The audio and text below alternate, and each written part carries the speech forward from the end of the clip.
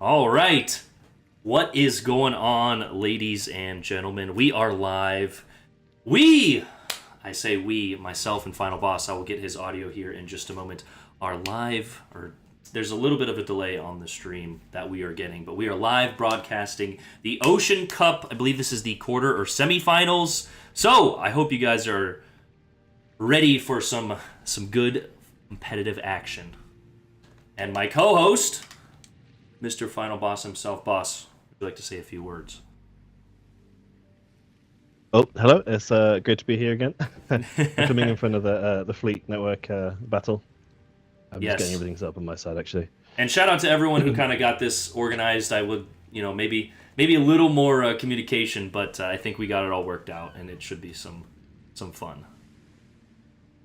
Yeah. Okay. I'm just getting everything ready for me on the streams on both sides. Uh huh. Um, Still.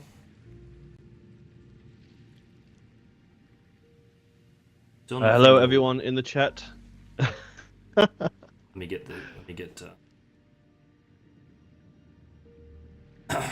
Ocean Cup.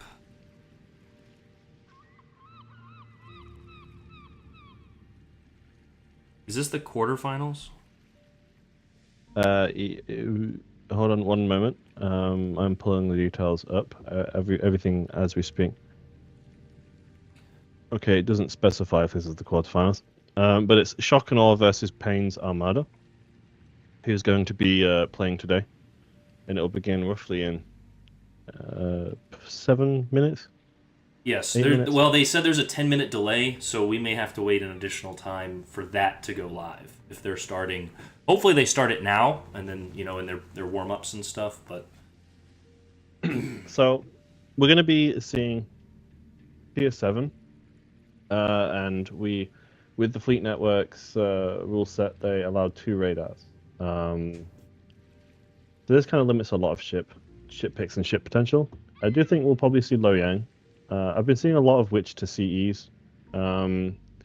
Pain's Armada made a really interesting point, and we had a post-game interview with Pain's Armada, and they were very interested in trying to get mains in for their DPM. So a lot of their strategy and their picks were often around mains, which, as we know, doesn't actually have a radar. So that freed up a radar for something else. So instead of running 2 radar cruisers, they occasionally might have traded in a black, or it was really interesting to hear that kind of point of view. This is a lot of fun because the standard. A lot of people are, especially in my stream, are so used to that standard, standard matchmaking where it's just kind of come as it goes. But now you have people who are going to be picking strong ships, but also good combinations of ships, and especially ships that work together. You will see some potentially odd picks of ships that you may not think are OP, but in combination with like a USS Black radar and a DPM from something else, you're gonna see some peculiar picks and unique trade-offs, especially in these battles. For sure. Honestly, I've said it before. I said it like this radar limitation of 2 radars, and they don't actually base it on if the ship has radar equipped. They base it on if the ship is radar capable.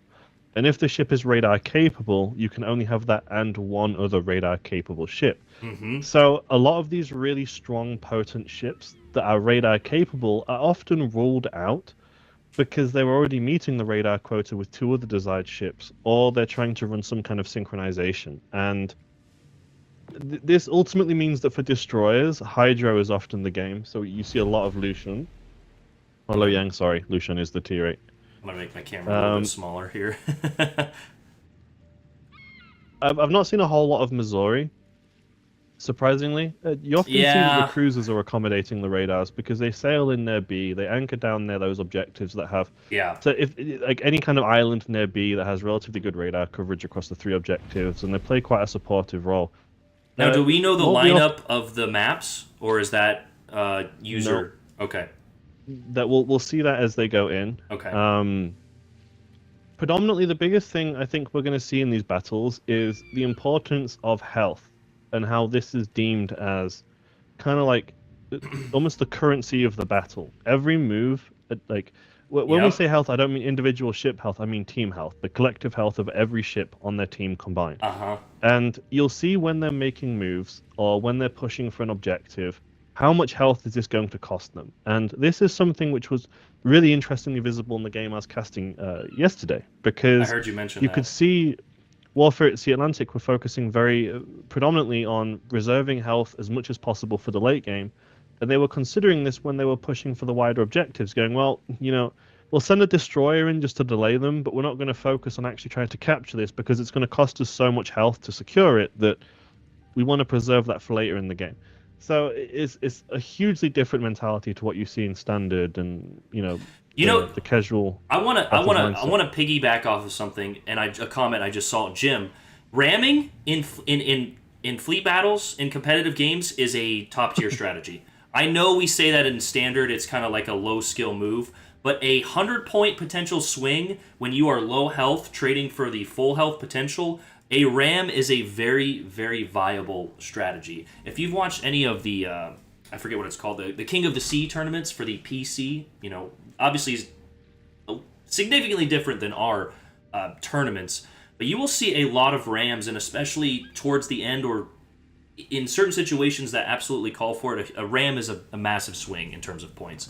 Kind of speaking to the point that Final was just making of the overall health of the team, and it's very evident on PC. You can see those health bars. They have those sometimes on broadcasts. I wish we had that option, but kind of bouncing off of your point there, a ram is sometimes absolutely necessary. So again, I see the point is it's being referred to as a basement tactic. This is especially kind of valuable if when you're looking at the team compositions remaining. For example, if the enemy no longer has any destroyers and you have a low health cruiser that's able to secure a battleship kill, what you often see in these games is that battleships will play a foundational support role. They'll sit back and they'll get comfortable. They'll set up a few strong line of sights just to kind of prevent the enemy team from being able to sail in specific areas, while the cruisers push up and use their radar coverage, and the destroyers will battle it out for the objectives. Once a side begins to lose their destroyers, this is where your battleships will begin pushing in and really starting trying to punch through the center line and push the enemy back into the open ocean on their spawn. And if a cruiser can trade for a battleship here, that can literally change the tide of the fight, because you take away their anchor and their ability to really punish your cruisers, and then you have the option to kind of get back in the game and try and tuck at the enemy destroyers. That was a fight you were ultimately losing a few minutes prior. So rams it really depends on the situation of what ship is ramming what and how much health both teams have. Yep. But it can absolutely be a very valid strategy, and you'll see sometimes teams will be beating themselves up over it if they allow their teammate to get rammed in an undesirable scenario. Yeah. SNA said he sent me the link on Discord. Okay, do we have it? Do I need to refresh this page?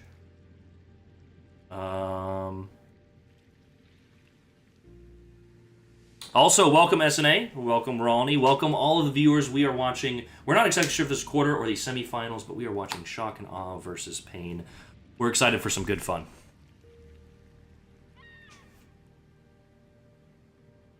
Alright. I got a message from HMS Vanguard, who says he's sending me the link. I have Angel Rambo's link, who's supposed to be Pain's... Is he live? Not seeing anything. Okay, we'll get it here. I saw Jank wanting a vote to make them illegal. I was going to use one eventually. Yeah, that is something I want to ask you. Have there been voted ships yet, like there is on what's it called? Do we have a vote or any ships that are outlawed? I know AL Chapiev was outlawed or banned. Yeah, so right now, from my understanding, is the only kind of condition is the 2 radar cruiser limitation and the banning of Zerlin Chapiev. Also, during an active tournament, any ships released during that tournament are also banned.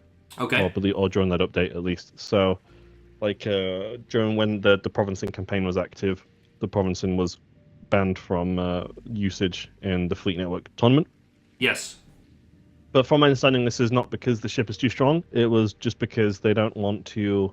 If a campaign ship does happen to be strong... Yeah. Yeah.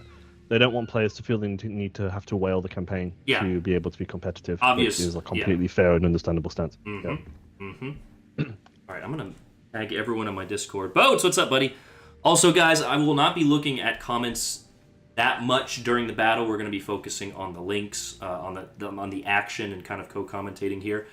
Where's Alphonse? What's up, Stang? How we doing, buddy? But after that, boss, if you decide whatever, we will be kind of having a normal stream and a little debrief if the players want to join our Xbox party. I know that was obviously it was a little bit different because Jank is Warfare at Sea, but I saw a little bit of that yesterday. So an invite to both players, kind of like a post-game interview here, but we'll be doing that. Right. Can you share the stream links with me on Discord? I haven't got them yet. I have not got them yet. I did. Maybe I've got the ones as a message request. It'll likely be a stream to an unlisted stream, like a link directly to an unlisted stream. If they've sent it. Look at my pending here. Oh. I saw you want to make it illegal. Leicester's going to win eventually. We all know it. If the leader is, we should vote. So yes, I think when it comes to a tournament, okay, I think one's coming through now. It is definitely important to consult teams in terms of rule sets, but it's also really difficult to ban rams because they can happen accidentally as well. But ultimately, if a team is in a position to ram you, the counter argument does beckon: is this because you played badly by allowing such a weak ship to position in a position where they can ram you? Yeah. I'm of the opinion it's a valid strategy, but teams may vary on this. Warfare at Sea is a highly competitive group, and I have nothing but absolute respect for them. Strategies like ramming do ultimately work against them. These are very well-trained, consistent guys. They go in training rooms, they map out their strategies to the letter. Losing a ship to a ram when you have such a mapped-out strategy can be fatal. And ultimately, this rule set would benefit them. I'm not claiming that's why it would happen. But rams are a part of competitive. It is such a versatile method of shifting the tide of a game. Okay, it adds a level of uncertainty. Angels is up here, so I will go ahead and switch to my computer live view. I don't know if you want to watch me, but there is a 10-minute delay again, so this is not live. But here I'll link this to you.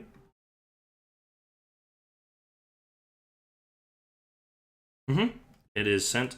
There is his YouTube. His is up. Let me see if his Twitch is up as well. We're going to try and get the most up-to-date one. We have a few links here. And again, these are from the players themselves. We will not be able to go into overview. I know there are some potential, not complaints, but suggestions to Wargaming to help us with a training room overview cam, so that way we could be in the battle ourselves. But until that time comes, we just have these links. So appreciate those gentlemen streaming for us. And yeah, let's potentially get this going.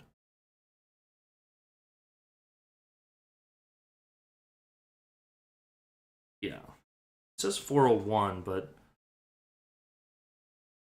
so, and we're gonna be doing a split screen back and forth, so that way we'll get both perspectives. But just waiting for this.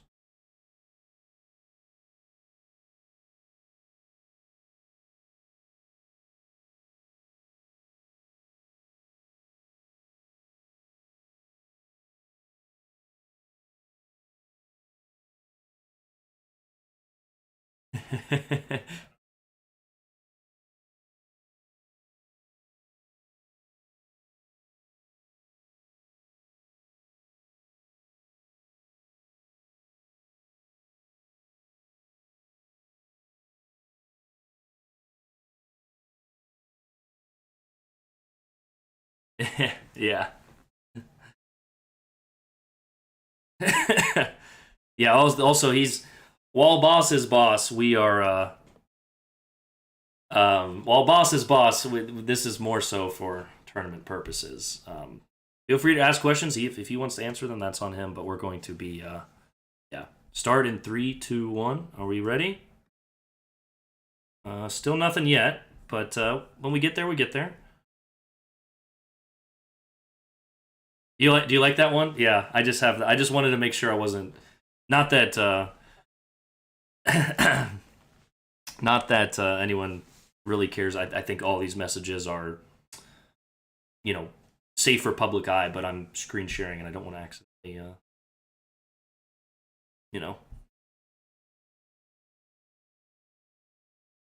Yeah, yeah. No, a funny story. I told you, and I'll tell Stream and Payne and um, I had some trainings this morning. I had I'm a personal trainer, and I get home and cooking some food, made some steak and eggs, and the woman's like, "Oh my stomach's really hurting." And for anyone in the medical field, it was right at McBurney's point, which is like in your lower right quadrant. And I was like, is she about to have an appendicitis when I have like the only stream I've ever like planned? I've planned a few streams, but the only one where it's like I have to be here. Is she about to have an appendicitis? All right. So yeah, I'm guessing this started at 4:01. So if there's a 10-minute delay, it'll probably be 4:11. Yeah. Also, nothing from yet. So that's okay. I have Dakota. Thank you, buddy. I'm doing good. I'm doing good, Dakota. We are about to get into a live match here of Shock and Awe versus Pain, and I've been told that these two teams have had each other's number. It has been a back and forth fight. Two very competitive teams. This should be a good battle, and it's best of 5, as we know. So first 1 to 3 wins, I believe, is going to be crowned the victor. And then will they be facing Warfare at Sea in the finals? So this is the semis, right?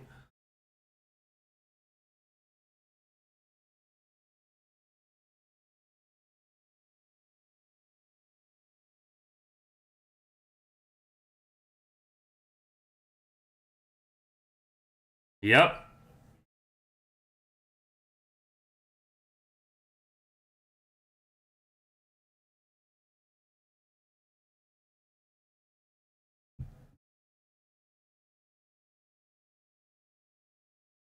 That's awesome.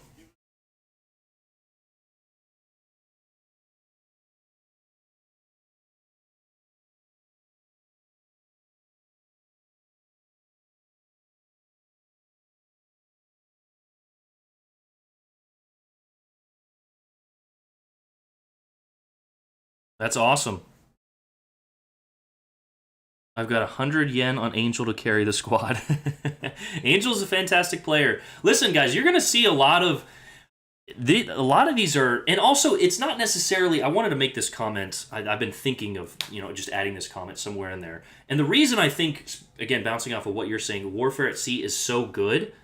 They have played together. All of Warfare at Sea was the original Warfare at Sea, with the exception of a few add-ons that first started before fleets, right? Before there was even fleets. I've been a part of a few fleets, a few clans, and you've seen a lot of players leave. And notably, when you're playing a game for so long, people are going to go. People have lives. But Warfare at Sea, for the most part, has been just consistent. And it's that consistency, it's playing off of each other, right? You could take a bunch of great players, you put them together, but they don't have team, synergy, right? That's a great corporate word, but you take a bunch of players who play well together, they may not have to be the best players, and they'll get the win every single time.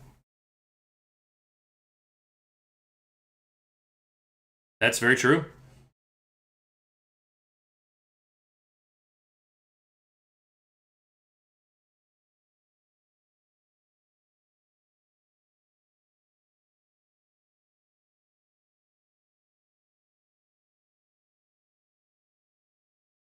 Mm-hmm.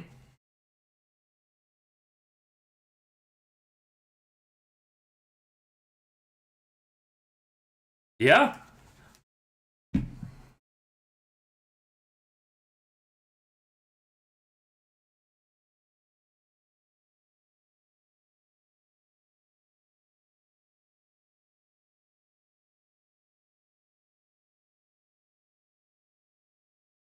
Still waiting on some links here. I think we're starting soon. If my guesstimation here is correct, of it started at 4:01 with a 10-minute delay. This should be live soon, and we'll get you guys right into the action as soon as we can. Appreciate the viewership here and the donations, of course, Dakota. Thank you. But let's get ready to rumble, as they say.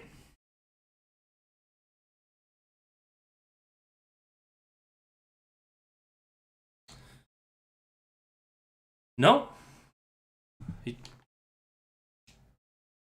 Hello.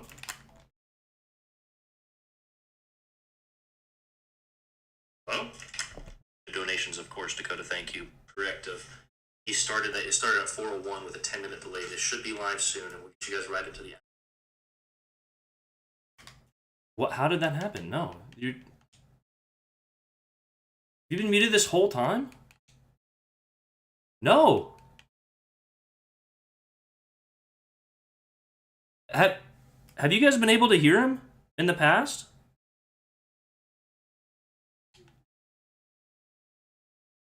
It's been about 10 minutes. What the? Okay, here we go. Here we go. Hold on. It's live. Just leave the here. Do you want to leave and join back? Okay. What the heck? That's so frustrating. But anyway, we get the battle here live. Maybe something. All right. So ship picks. All right. We have a Summers for Pain. We have a Summers, an Oyster, a Loyang, a Riga, an Ochakov, Galaxy Wolf there, Miv in the AL New Jersey, White Wolf in the Lion. Okay. All right. Can you hear me? Hello?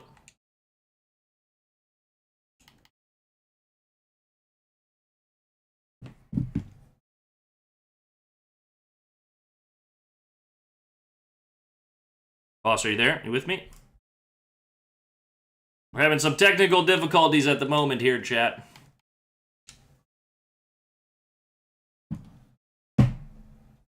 So we've got the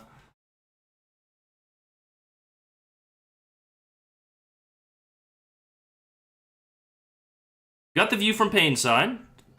Still looking on or waiting on that link for Shock and Awe. But in the meantime, we will give you a look at the start of the battle here. Technical difficulties for the win. Hey, Brendan, how's it going, buddy?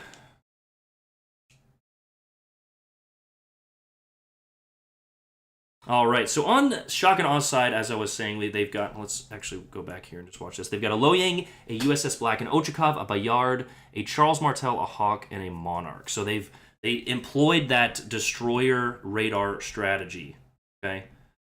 And of course, I bet Boss is having some fantastic Microsoft products here. I bet Boss is having some fantastic.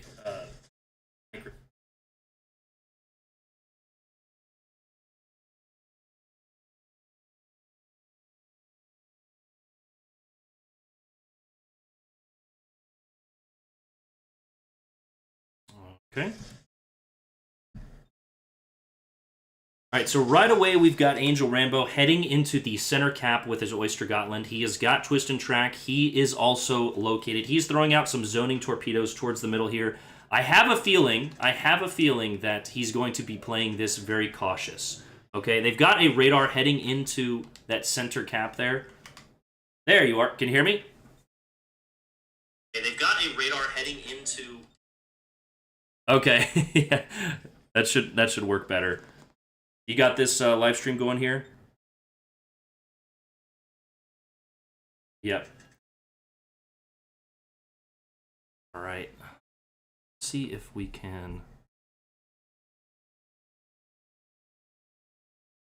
see if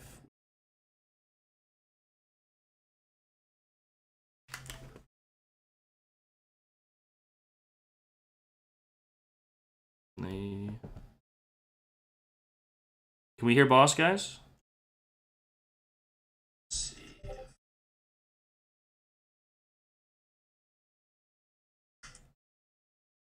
Hold on, let me do my options here. Just gonna keep this in big view.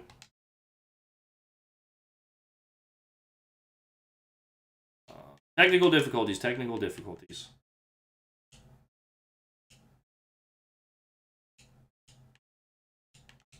Okay. Yeah, I just reset it, but your journey. Okay.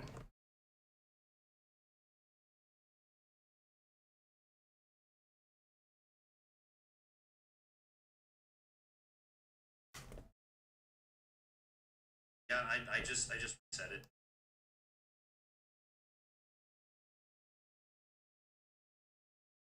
Dude, I know I have no idea what's going on. Are you on the desktop?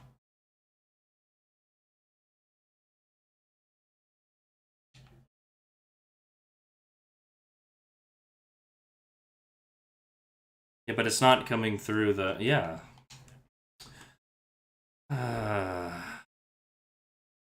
You're hearing me and responding to me means your stream. Hold Yeah. on, I wonder. Hold on, I if wonder it's under the computer live view. I bet I know what it is. Can you guys hear him now? I don't know. Can they hear me now? Yeah, they can hear me. Okay. So we have to add in. Hold on, I have to add in the game capture audio.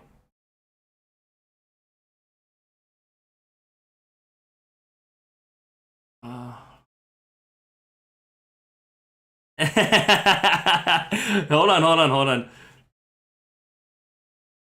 on. No, this is on my end. This is definitely on my end. It's I'm on a different screen and it doesn't have the game audio on that screen. It has the computer live view. So I apologize for this, guys.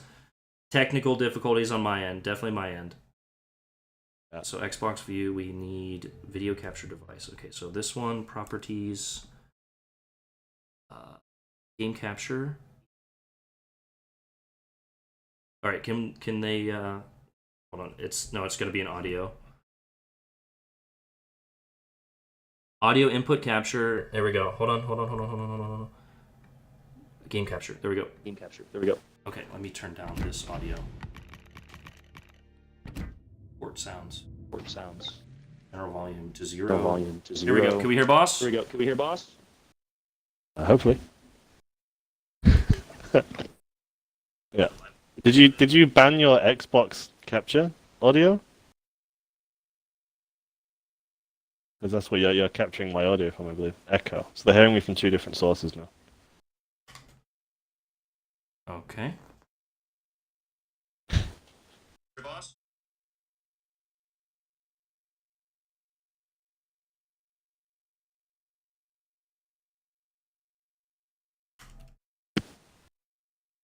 All right. What are we hearing, guys?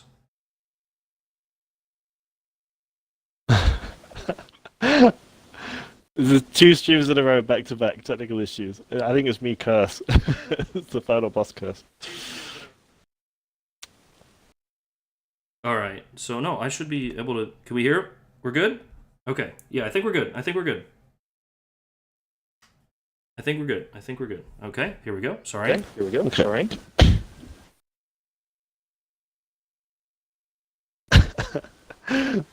Okay. Okay.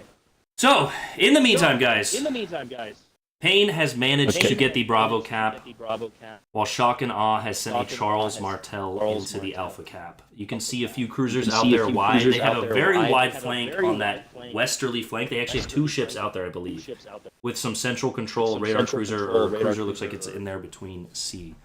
I hear double voice. Oh my god. I don't know. Okay, hold on. Can you guys hear me now?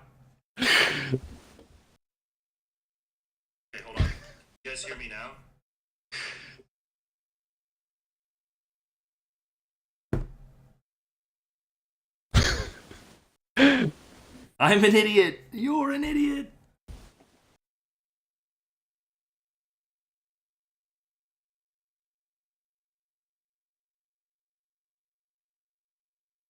Okay, is this... Oh, this is... What are we doing? I guess people can probably still hear me. I'm not sure if I'm echoing. Hold on. I'll do my best. There we So go. right Hold now, on. what we're watching actually is we're seeing Payne's Armada coming in, and they're running Lost to Gotland for these low damage, fast reloading torpedoes, which are quite good at area denial, or just in general forcing enemies to kind of revert back. But he has been picked up by the Black Radar, which is something we were seeing earlier in the games earlier this week, where Black was being utilized as a pick for its ability to kind of help shift the tide of these early game destroyer engagements, which matter so much for late game in terms of health preservation. I think we got it here. But in the meantime, it looks like Shock and Aw's USS Black has went into radar Angel here in the center, and he lost a lot of health for this trade. Also, Shock and Awe has also lost a battleship in the meantime. And there it is. That is a USS Black loss. But here comes a Charles Martel to trade. Angel did connect a torpedo on that Charles. He is being shot at and lobbed over by an island. I think Angel goes down here, but they're probably going to. Also, Gotland is doing. He's got that AP on the broadside, and he's doing a good job of trying to. He's trying to just wasn't quite able to the DPS there to figure out that engagement. Decent trade, and now we can get an overview of the battle here. But I think Shock and Awe lost too much early on. 700 to 550 here, and they are moving into that alpha cap. Unfortunately, it does appear that Pain's Armada definitely had an early advantage set through their destroyer engagements, and they're about to secure the ABC cap. And the thing about this kind of position is, obviously both teams start with either C or D. If you're able to secure A and B, that means you can then defend that central island on B, which makes it really hard for them to actually push over the center line to try and get to your C cap. So they're already beginning to establish a very early game map dominance here, where now Shock and Awe are going to have to push through an established defensive line. We're seeing the Pain's Armada battleship actually trying to preserve his health on that island and stay alive for as long as possible to deter any kind of push, but he's about to go down momentarily. And we see the destroyer kind of having to abandon that side and sail back towards his spawn and withdraw to get out of that radar range of the cruiser. But A appears to be pretty comfortably secured at this point, B as well, so we are going to see a point establishment lead. Yes. I think. So apparently I am echoing point as well, but I did also manage to get the view from Shock and Awe here. As we fixed my echo. Try and split screen. Yeah, unfortunately, very early game, they've given up A and B cap, which are completely pivotal for this map. Whichever team secures A and B are very easily to defend the one capture they spawn with. So, and we're now starting to see the cleanup. Yeah, well, Shock and Awe did just get an elimination on White Wolf there in the battleship. So, again, they're definitely, they have a mountain to climb. We are very likely now actually going to see the destroyer trade up behind C. They're going to want to get eyes on that destroyer to Shock and Awe are going to have to come in and try and, if Shock and Awe is able to utilize that cruiser and destroyer on the Pain's Armada, destroy the back row and take him out, they are maybe able to leverage that health reduction a bit, but Pain's Armada are looking very healthy. They still have a full health battleship ready to go near the A side, who isn't necessarily pushing up now. He's just utilizing the islands and getting a strong firing line set up across that B channel. And we might start seeing shots being taken on the Otakov from the comfort of those islands, because they're making him undetected. He said back, that's back exactly off, what we're seeing right now. Yeah. He's able to shoot without being spotted. He's in a comfortable spot. I don't see him moving anytime soon, while he has eyes, at least from the radar cruiser. Again, which Pain Armada has good coverage. Unfortunately, there's been too big of a health trade at this point. Those some good torpedoes. Ochakov's going to outrun him. Yep. But if Ochakov gets spotted again, he's going to be exposed to the battleship. It's already pot-shotting him, Pain actually. has a massive crossfire right now on their kind of, and that destroyer out north. Oh, he's detected now. He's detected. Yep, there he goes. This is exactly what Warfare at Sea was saying in their post-game review, was that if A and B fall to the enemy, it is very difficult to push up on that right side channel through those islands to secure it. So we're seeing Shock and Awe trying to capture C, but they are trading a lot of team health to capture C. Yeah, and I think the Bayard is going to go down here. Yep, there it is. Beautiful shot from Miv over the islands there. Yeah, this one is being going careful. to go to Pain. They're up to 900 points, so GG's. And again, apologies for the technical delays there. We spent the first half of the battle trying to work out the audio, but I think we finally got it now. So it's a learning experience. Yeah. Second game should be a lot better. But also something I wanted to point out earlier was Gypsy did call for, kind of halfway through that battle, he called for them to get back. And that's something I want to preach to everybody, right? When you have the cap and the point advantage, and I know that every player on both of these teams knows that, when you have those advantages, there is no reason to push into them, right? To push into the crossfires. So We are seeing some interesting ship picks, though. Both Pain's Armada and Shock and Awe went in with a Lo Yang. But whereas Pain chose Sommer's CE for their secondary backup destroyer, Shock and Awe went with the black for that radar coverage. That was consuming one of their radar spots. And that's a very... So it's a bold Here pick we are because taking that to short 1,000 duration radar. as Shock and Awe tries to do anything they can, but that's going to do it right there. Yep. GG's. Both teams had Janotikov, Lion versus Hawk. So we are seeing some popular picks. Ochakov and Lo Yang appear to be very common picks right now. I'm seeing black frequently coming in. We've got Miv with Azerla New Jersey, which is, I guess, an interesting pick. Azerla New Jersey over, let's say, Kansas or some of the other American maybe battleships. Speed is you're thinking of something there? I do suspect Speed could be an option. Or they're just trying to get those, artillery plotting room accurate guns for that supportive role.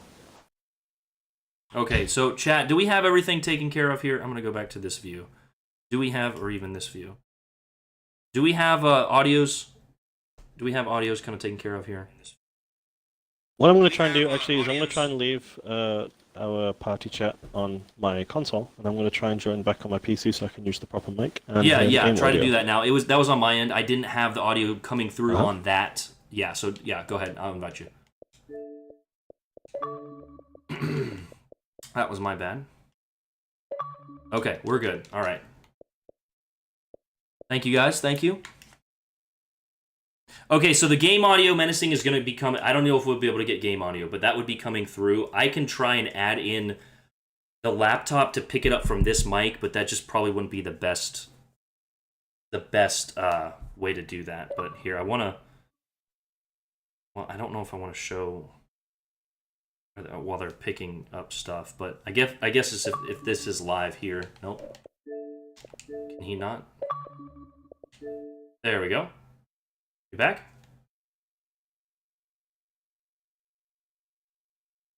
Whoever Shock and Awe is, they need a better capture card.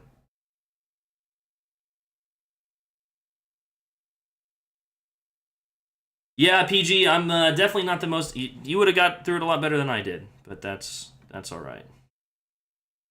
Let's see, do we have a better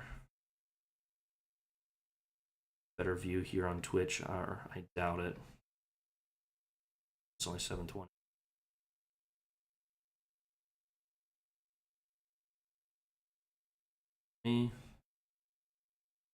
Can we hear final? No. No. Dude, what is going on? You gotta love Microsoft. You gotta love them.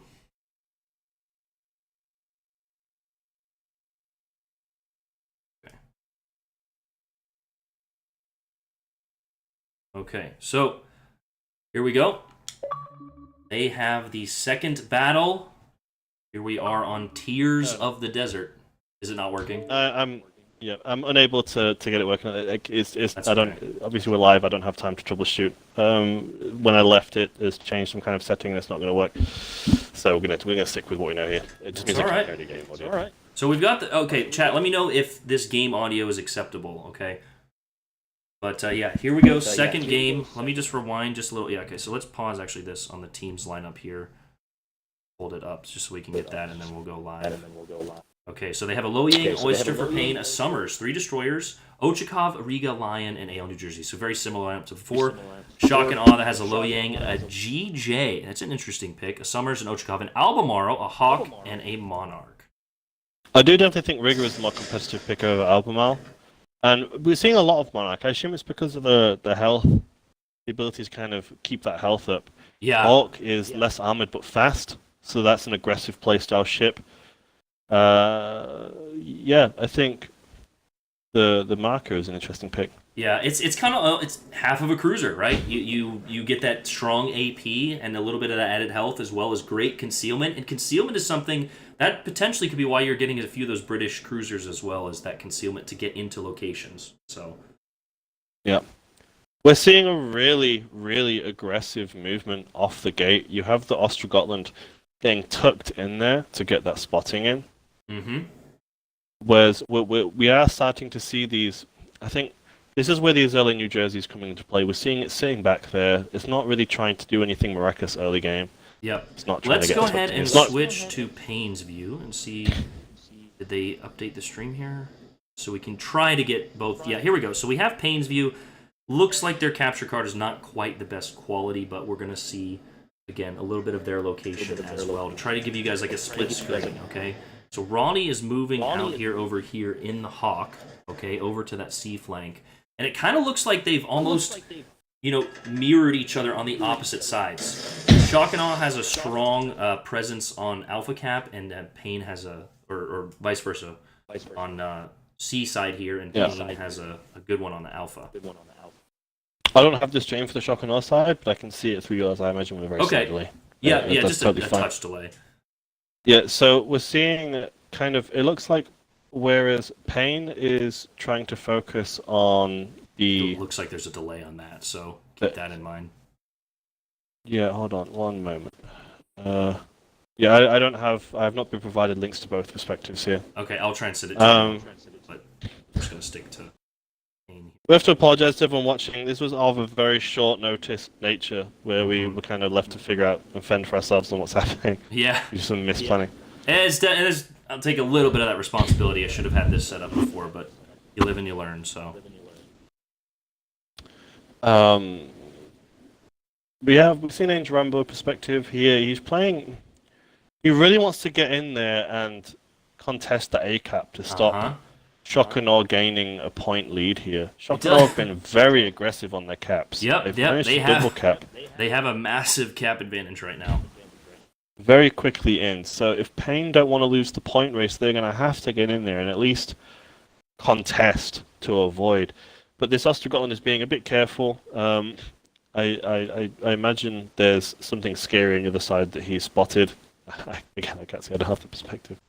Yeah. But, so Ronnie and the Hawk was out there on the flank, so it's the other battleship in the central position there for Shock and Awe.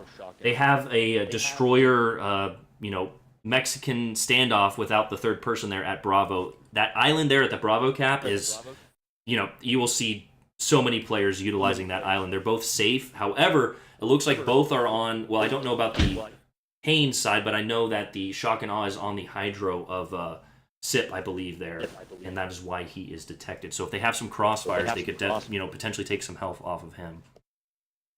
Between B and C, you have that crescent moon shape of islands. These are really important for radars. You're not going to see the radar. There's a very small island sticking halfway into B. Mm-hmm. This is kind of like... There's a shot. It's kind of pinged out there, but there is a shot at Payne's cruiser there. So he is detected. They're seeing some more torpedoes coming in. Yeah, we're seeing the two destroyers here, not necessarily fighting each other, but both contesting the B cap to avoid point shifts dramatically. Mm-hmm. But we're seeing the two radar cruisers on both sides of that crescent moon, so both of them, I imagine they're awaiting the call out from the Allied destroyer to say, hey, pop the radar now, I'm ready. But both of them are there on standby, ready to kind of activate that radar and provide support. Payne's battleship, who is that behind that Alpha island there? He may be able to get a decent crossfire from but based on my view, he's leaning more towards the Bravo side, so he's not really going to be able to help them out here on the A flank. Can you see that? Yeah, we are. It is definitely feasible. And when a battleship kind of goes out of the running and isn't unable, ideally you want your battleship shooting as much as possible throughout the whole game. If you have a battleship that hasn't fired a shot in 2 or 3 minutes, you are beginning to bleed potential damage per minute in the health race that will hurt greatly towards the end of the battle. Yeah. We're already 5 minutes in. We're at the 10-minute clock mark now. We're still seeing a double cap. And here, I think this is it. You're about to watch Payne make some moves because they know if they don't get one of these kills, trades, or caps, then they're just going to lose on points. So I think you're about to see him go in right now, and we're about to see some action. Also, we have an A and C cap plus. Go ahead. So we have an A and C cap plus, and we're also seeing them neither of them are trying to cap B. Yep, there's a radar. There's a radar from Ochakov. He's positioned on that island. Yep. He will be able to get 2 of his guns. I don't think Angel shoots here. I don't think he does. I think that radar was just to get Summers off the cap, and that's exactly what happened. Because there is that Monarch there as well as that Albemarle. So if he were to shoot here, go guns hot, he would be taking a lot of damage. Yeah, and we're also seeing him reverse into the cap, actually, which is a strategy we see a lot, where if he suddenly gets spotted by something unexpected, he hasn't got to turn around. He can just drop a gear and drive and get out as quickly as possible. I call it, I say in a lot of my videos, that patented J hook, where you're able just to so easily escape. It is an essential tactic, especially in a game like this, to have as a destroyer. But Pain is now getting that Alpha Cap, but they are down 200 points. That can change in a matter of moments, and there's the destroyers back in the cap. I think you're going to see that. Shock and Aw's strategy is working very well for them. They went in very fast, got 2 caps, backed off, and now they're just using their destroyers predominantly just to contest and defend. They have no interest in trying to spot the enemy or shoot the enemy. Yeah. They're just there to stop the caps being exchanged. Wait, you don't need to. And you're winning on caps. And it's perfect. And Pain aren't actually able to sail up and spot the destroyers that are contesting them, because we're seeing these 2 Shock and Awe battleships ready. They're sat there, like, Monarch has them really powerful heals. Monarch doesn't care if she gets shot at. She's just sat there purely to stop Angel Rambo here, pushing in and trying to secure I'm going to go ahead. I'm going to do this. I'm going to switch perspectives real quick and go back to Rolney's view. Let's see if it works here. I just want to give the viewers a little bit of a chance to experience that over on this flank and kind of give us a perspective on the other side of the battle. Rolney is recording on a toaster, it looks like here. So Rolney, brother, we need a better capture card. But he is engaging here. He is bow tanking. He is in the Hawk, which has, as we know, those tremendous heals. It looks like he's running a little bit of Master Mechanic or something to give him those better heals. So he is fighting this Lion here. 2 British battleships shooting HE is definitely... this one's going to be... It's endurance. Yeah. It's just an endurance fight. Uh-huh. Although we are seeing big hits being exchanged now. Is this going to give us a little better view? Yeah. It's just grotesquely interesting here that the play style of the Shock and Awe destroyers isn't to fight. They're just there to hide, to be invisible and prevent cap exchanges. Uh-huh. And Pain aren't able to push up and engage those destroyers because they've picked 2 highly high health pool battleships whose almost entire purpose is just to get shot, heal it, and just sit there and prevent them from being able to push up and fight these destroyers contesting them. And we're seeing a huge point lead with 6 minutes left on the clock. All ships are still alive, and it seems like Pain right now are just lost. They're not sure how they're going to really fight this. Yep. You're going to see, and it looks like it's happening with the battleship going into B. You're going to see Pain sacrifice some ships here soon. And they're going to have to. They just lost it. I think that's going to do it for them for this game. They just lost their New Jersey in the center. Yeah, they've lost their ability to... The battleships play such a vital role in just removing the radar cruisers, and now a big portion of that potential has been taken out. And their Ochakov has taken some hits. As you can see, he only has about 5,000 to 10,000 health left.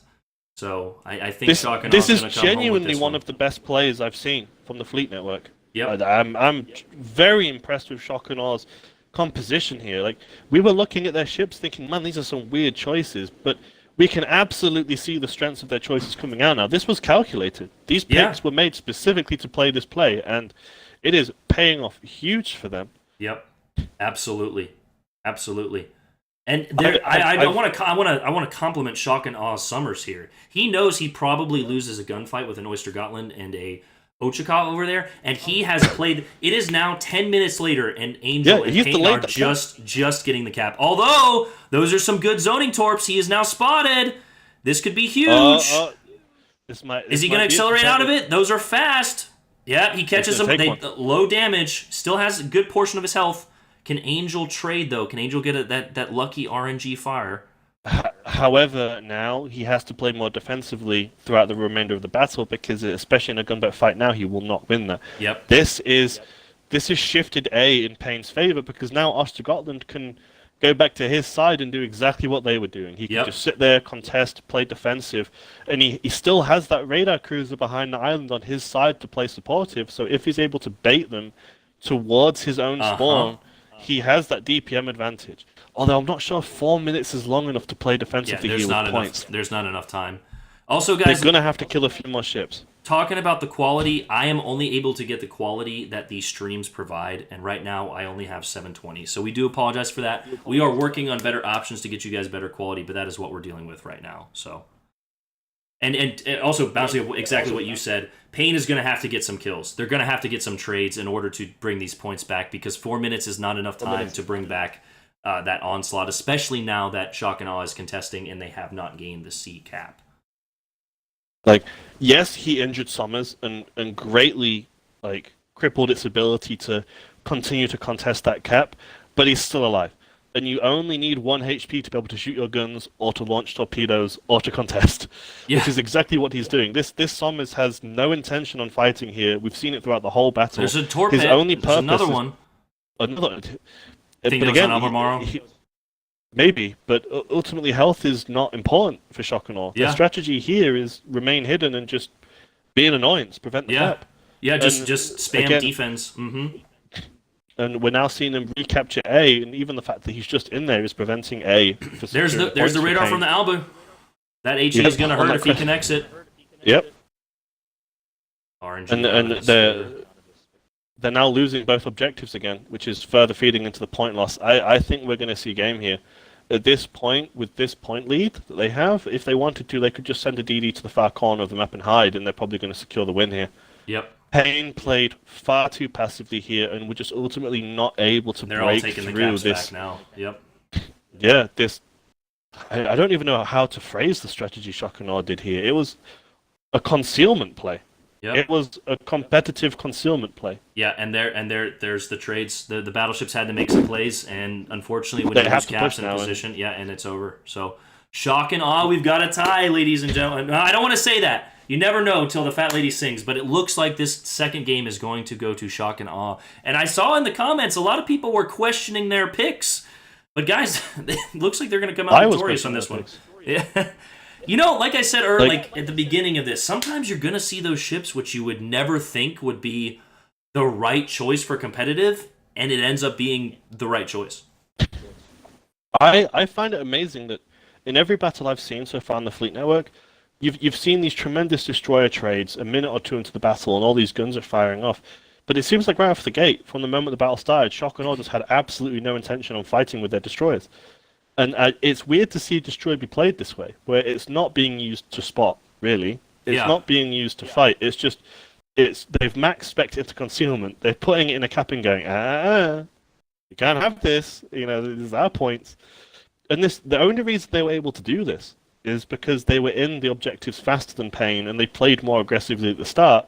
But the moment they had that, they came in with a hybrid playstyle. It wasn't an aggressive playstyle. It wasn't a defensive. They were aggressive for the first 3 minutes, and then just a concealment power play almost. And when Pain waited so long to make the push here, that when they did finally decide to push, they had to rush. And whenever you have to rush Angel into something, spotted here. He's going to be able to out DPM this Summers, but there comes the Monarch around the corner. Yeah, unfortunately, it's a power play far too late, and it's not going to shift the battle here. Yep, he pulls the stop. Very big GG. Mm-hmm. Yeah, there's only 40 seconds here as well. Here. 900 points. Yeah. GG's.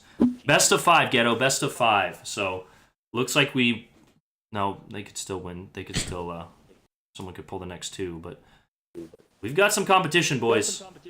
Early on, like I said, that first game, if you don't keep your mental composure, but they did, and they came back very strong. Very good strategy in that They came back game. Stronger. Yep. I felt like this was definitely a strong map for them. They had an idea on how they wanted to play this map, and it did work out for them. So maybe before it was just a map that they were less proficient in. I think we'll see a lot more in Game 3. Yeah. Do we know the picks for each? The lucky one-off. Nope. Okay. I don't think so. At least I don't have the notes for them. All right. Let's go ahead and see if Rolny has upgraded from a carrier pigeon to... no, Rolny brother.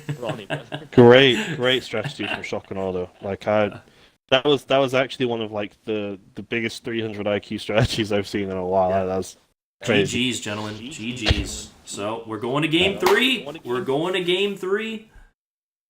I wonder if now, because Pain... Next map is Greece, says PG. Scandinavian, and then 2 brothers. Oh, that would be so interesting. With Pain losing this concealment race, I wonder if we're going to see a more aggressive ship picks coming in here, where they're going to be counter-preparing for this really defensive destroyer play on the Shock and Awe side. So, and also, I think what we're seeing here is when their players are leaving, right? They're swapping ships. They're swapping ships, exactly. So if they don't leave, then they're not changing ships. So Angel's not leaving here. Lethal, White Wolf. So all those ship picks. Miv here, it looks like he's going to be the same AL New Jersey. He must have a full damage or, not a full damage, but he's probably running AL New Jersey on top of that, right? You would think for those that huge Alpha Strike and, of course, Firefighter in the third or fourth slot there. It is. I wouldn't say it wouldn't be my pick in terms of damage, but it's consistent. And maybe consistency is what they're going for here. They want something that they know and can expect how it's going to perform. Yep. A little surprised by the Hawk. You would think Monarch, maybe. But those British battleships, like we talked about, and those heals, health is king in that regard. Well, last game, Concealment was king. They didn't even need their health. Yeah. They just... Well, it worked, right? He put his battleship right outside the cap, and he was getting spammed by 2 or 3 ships, and he survived the whole game. Healing it back, and his only purpose wasn't to survive; it was just to delay, and it worked. Exactly. So let's stick with the ship picks here. You go ahead and announce them. So grab some water. We are definitely seeing changes in ships now. So it looks like we're seeing. Pain are coming in with business now. They've recognized that they lacked an offensive capacity earlier. So now we're coming in and we're seeing Sommers, Wichita, Mainz, which is a DPS king, Wichita, which is a DPS king, Rigger, which has the capacity to AP cruisers and battleships, Gotland with its ability to torpedo into smokes and just harass an objective. Again, we're going to see their New Jersey as well. They're really coming in meaning business, Line with its health pool. But on the flip side, we're seeing, again, a relatively defensive pick on Shock and Awe side. We have Monarch with its potent health pool, Loyang with its sonar for Area of Denial, which is interesting to me because we're not seeing Pain mirror a Loyang this game. So I wonder how that will play out with them. They've got the Z-23, they've got the Anchorage, which is able to hug islands and just area deny. Hawk with its fast ability. So again, we're starting to actually see a very big shift in terms of playstyle with Pain picking very aggressive ships. Okay, so in terms of damage output. And we've got Grease here. Not picking defensive. Do you think we're going to see a destroyer head right into Bravo, or do you think Angel's going to head over here to Charlie? I think you're going to see Pain just gun it. Their picks are hyper aggressive. Mainz with its immense DPM, Wichita with its DPM. They got a Rigger there. Then they haven't taken a Loyang, which is a strong choice. They've picked over a Loyang. But they're very fast-moving, hyper-aggressive ships now. They do not want to let Shock and Awe establish that early game capture lead this time. So I think we're not going to see that same preservation mentality we saw last battle. Yep. It looks like he's going to C, but he's taking that shallow route towards Bravo to potentially get some spots over the middle. And this is something I really hope we can change with training rooms. You're seeing a few cruisers and battleships kind of switch positions here, which is just kind of luck of the draw whether or not you get the spawns you want. Maybe even in training rooms, if they all just spawned in the middle, that would, kind of help this out. But they're adapting to the circumstances. I'm curious. We're seeing, the defensive choices here again, high concealment picks on Shock and Awe side, but Pain are not messing around. They're coming in with guns. Yep. So Mainz just said he's spotted there, and there's the salvo from the battleship. You will almost always see that as soon as a cruiser is spotted, you will almost always have a battleship ready in position. If they can take a cruiser out early game, it provides an immense advantage. Oh, absolutely. One salvo from a battleship on a cruiser trying to get in position is deadly, which is why concealment is, like you were mentioning, so important. Angel's taking that passive route to Charlie again. Again, he kind of got shafted in terms of spawning at B as opposed to spawning at C, but he's taking that wide flank again. Look at A side though; they're tucking right in. Yep. They're not messing around here. He noticed those that islands Shock there and Awe are had a perfect. destroyer in there. Shock and Awe did have a DD in there, but he pushed right into that middle line. He's like, no, I'm going to have to force you to withdraw out of this. Yep. So they might get that cap on A, or at least we might see another contest game again. I'm not so sure about the Gotland's passive play here, though. He's basically Looks like providing they've got a free radar there objective by from not from contesting. Galaxy. Ochikov on the left, on the Alpha there. DD is spotted. Yep. We could see an early advantage for Pain if they can manage to get that destroyer. It is definitely a power play. Like they do not want to see these caps go early game again, like last time, and fall to the same mistake. However, it does look like Pain has got that cruiser right behind Angel here, and they're rushing into C. I imagine whoever whichever destroyer there is on C is going to be already out of there. But if they can get there, trade some health and get that cap. There's a cruiser out there. He doesn't see him. There's that. We saw Oyster playing passive momentarily ago, but now we can see he has the support from his radar behind him. So he has radar coverage now, probably over almost all of C. Yep. So he's going to come in. He's going to try and use the island to hide and remain concealed to cap. And if he notices he's contested, you're probably going to see that radar get popped immediately. He's going to go, "We're contested, pop radar." And that cruiser should have radar coverage over basically all of C. I want to comment on something, guys. Angel is absolutely being too passive right now, and this is going to be Lo Yang's going to smoke up. He's right on the edge of his hydro. Yeah, but we have the radar coverage, so this really comes down to a DPM play. Who's going to have the most damage here? And we're seeing those were some good torps. If he can get an engine here, there's some good shots. If Lo Yang tries to withdraw and smoke, that radar's going to. He's running. Ostrogothland was winning that fight, and he's pulled around. I assume he's trying to avoid any potential torpedoes. Yeah. You've got to think the Lo Yang's hydro is active. I suspect Ostrogothland here thought torpedoes might be coming in, so he wanted to get around that island to avoid catching one. But unfortunately, in doing so, he's allowed the Lo Yang to withdraw. That also, Lo his Yang cruiser, was in a losing fight. I mean, I know there's that Hawk out there, and that's why it's tricky, right? Because we are viewing the battle from one perspective. You don't know what is going on, what's going through these guys' heads in terms of communication. There's the radar. He's not in position to shoot, though. He's behind the island. That's what we're calling it. Yeah, he called that the objective was contested, as I predicted would happen earlier. The radar got popped to try and assist, but Why is he not backing up? Maybe wait for the torps. I guess he's trying to get the cap. They have a battleship able to shoot. But that radar's gone now. Yeah, that's a wasted radar to me. That's a wasted radar to me. But he's getting the cap. He's getting the cap. If you look at, they've got 2 caps now. If we're looking at trades, that was not a good trade. However, he's getting the cap now, and they took health from that Lo Yang for a decent health trade from Angel. So you know what? If I'm a team captain right now, I'm saying I'll take that play because they got the cap. Unfortunately, though, both teams are still full rostered. We have all the ships up. That was an expensive radar. And again, as I mentioned, they've reversed in. They're contesting again, and now they've burnt their radar, and he's being hydroed by that long-duration Lo Yang radar, which we saw Lo Yang holding on earlier. So now Lo Yang has the advantage here. We saw a fight that Lo Yang was very clearly losing. He had radar support. Like the Ostrogothland had the support of his radar.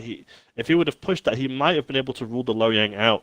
But unfortunately, we've now seen a scenario where Ostrogothland has been forced to withdraw because he failed to monetize on that radar and failed to monetize on a fight that he was clearly winning in the DPM fight, and is now being forced to play defensively again. Ultimately, again, you only need 1 HP to contest. And this is the shock and awe mentality. That is the shock and awe strategy. You cannot let them survive. Survival is their objective. They don't care about killing you. They just want to get in there and hold you. If they would have, looking back, if they would have gotten that cap, I would have said that play is worth it. But they didn't now, and now you're right. That wasted radar, not enough damage off of that Lo Yang, and that now you've got to make a move, right? Do you either go back in? They have also provided an opportunity for the enemy cruiser to push up into good radar coverage range, which could hurt the Ostrogothland later on in the game. However, let's not be too harsh on Pain. They have managed to secure A and B, but Shock and Awe are definitely establishing a crossfire with their battleships. So it's tied. This game is essentially tied. 8 minutes in or 7 minutes in. With only 2 radar ships, you only have so many radars. That was a very, very expensive radar for Pain. It looks like we've got a good fight over there. That Shock and Awe's cruiser is beyond the midline there almost. It looks like they're in a front gun bow tanking battle. Just lobbing. Trying to set fires, break guns potentially over there at the Alpha Cap. Wouldn't surprise me if we see the rigger over there now playing this aggressive front. I suspect right now Ostergotland is waiting for his radar to come up again, so he can try Probably. and push in again with the Also, support of they've his got radar. their battleship coming in right behind, but so does Shock and Yep. Awe. So does Shock and Awe. So if they can send in their battleship with a radar and get that trade, it could be worth it. But like you said, risking and kind of wasting a radar be honest, early on.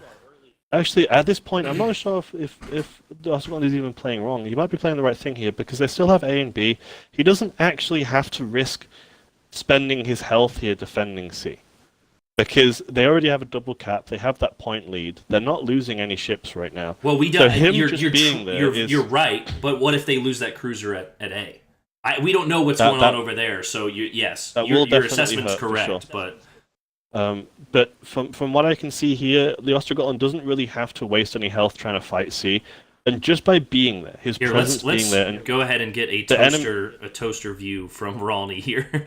Rolney, brother, we got to start a GoFundMe for Rolney's capture card here. Oh, it's improved in some quality. Yeah, Rolney is full health sitting out here. So we've got another view. We've got Shock and Aw's view now on the Charlie cap. So they are just sitting there. Yeah, Shock and Awe is just sitting there. They're also pinging out their location, and there goes Rolney, brother. Is this 12? 12 what are we recording on? This ultimately, I says think right now, just Ostergotland's presence is preventing Shock and Awe from being able to move up, and that in itself is quite huge. Yeah. But do you need So to? Like, Shock maybe and Awe this is only their down strategy, 9 because points. The Ostergotland is just there to occasionally go in, remind them of his presence. It still exists. Yeah, absolutely. This is working out for them. The Payne's really aggressive picks that we saw on the roster Hold on, what allowed ship them did we to just really see? kind That of was dive really low in for super Shock and deep Awe. and fast into A and B. Because it looks like the first secure that trade. Oh, double there cap it early is. on. There's the first And trade. we are starting to see the results of this. And actually, we're seeing Shock and Awe Payne just lost their honestly DD back at Alpha. To Shock and Awe what was happening before. But the only difference is here is Payne aren't really relying on their concealment. They're just placed very strategically Yep. behind islands to It looks like make Shock it and as Aw's making their difficult move as now. possible for Shock and Awe to comfortably move up. Over at C. And we're going to have to start seeing Shock and Awe spending some of their health now because they have 5 minutes to get in and try and shift this point lead. Payne got the huge advantage with the elimination on the Z23 over there at Alpha. Rambo is sneaking into C here.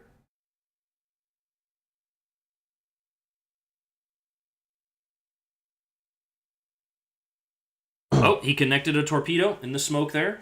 Again, that's not necessarily huge unless it's on the Low Yang. I'm guessing it's on the Albemarle. I'm guessing it's on the Albemarle, though. Sorry if I was speaking over you a moment ago. I couldn't hear your It's voice alright. for some reason. It's all right. For some reason, I couldn't hear you talking. No, you're good. You're good. We'll No, fix you're it. good. You're good. It provides a nice little double, It's a nice double double insight there. double insight there. Got a little Yeah, bit I of A little bit of an echo, though. Yeah, I wasn't hearing you speak. So Why? Here's another. Why is Angel not repairing and shooting? He's got this? I mean, do you think because the Albemarle's He- just he- sitting there? maybe again, I honestly think right now, like he's just determined that his health is more valuable than You think fragging so? the Loyang. And Yeah. and honestly, it's a fair play that we just saw 2 ships go down immediately on A side. Oh, that might be big for Shock and Awe.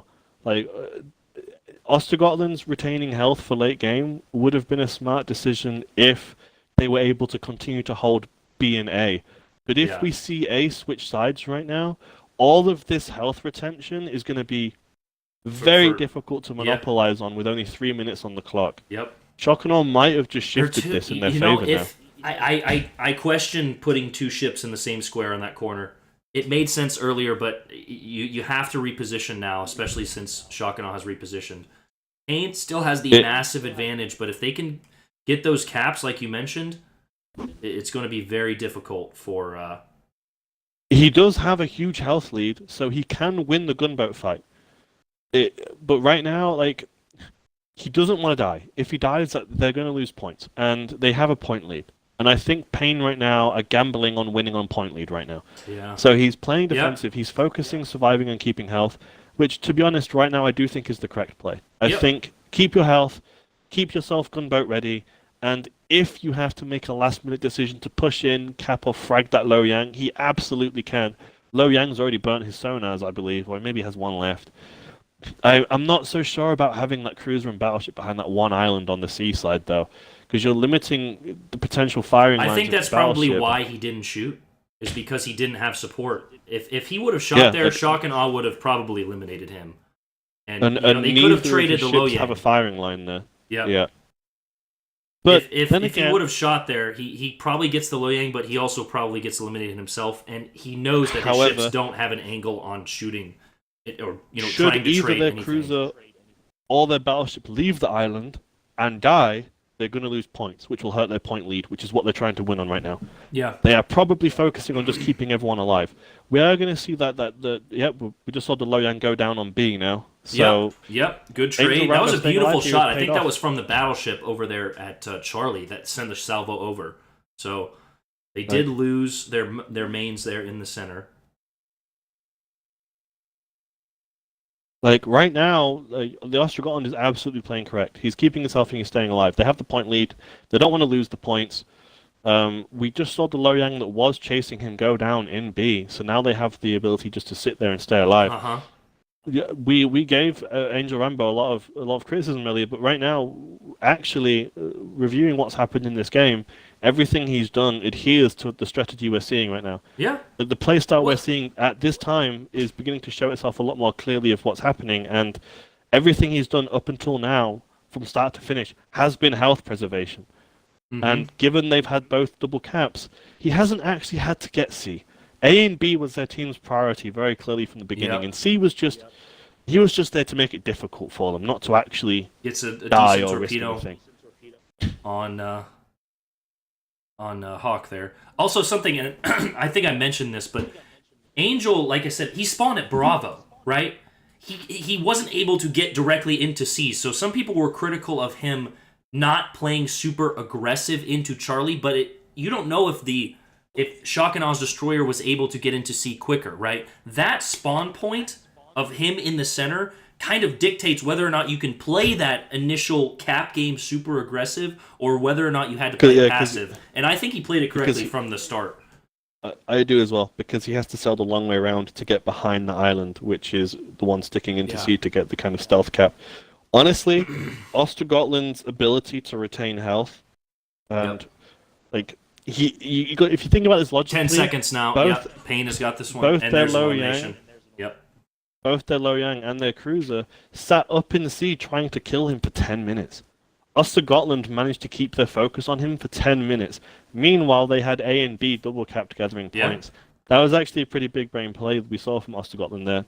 And I don't think we truly appreciated the the gnaw on IQ of his strategy until late game when we really started to see it pay off. Like So you that said, health preservation, I think, was maybe Payne is just telling their DDs, you guys live, try to get the caps, we'll do, the cruisers and battleships will do our jobs. and we'll just delay. Yeah. Yeah. So, Payne takes the 2-1 lead here.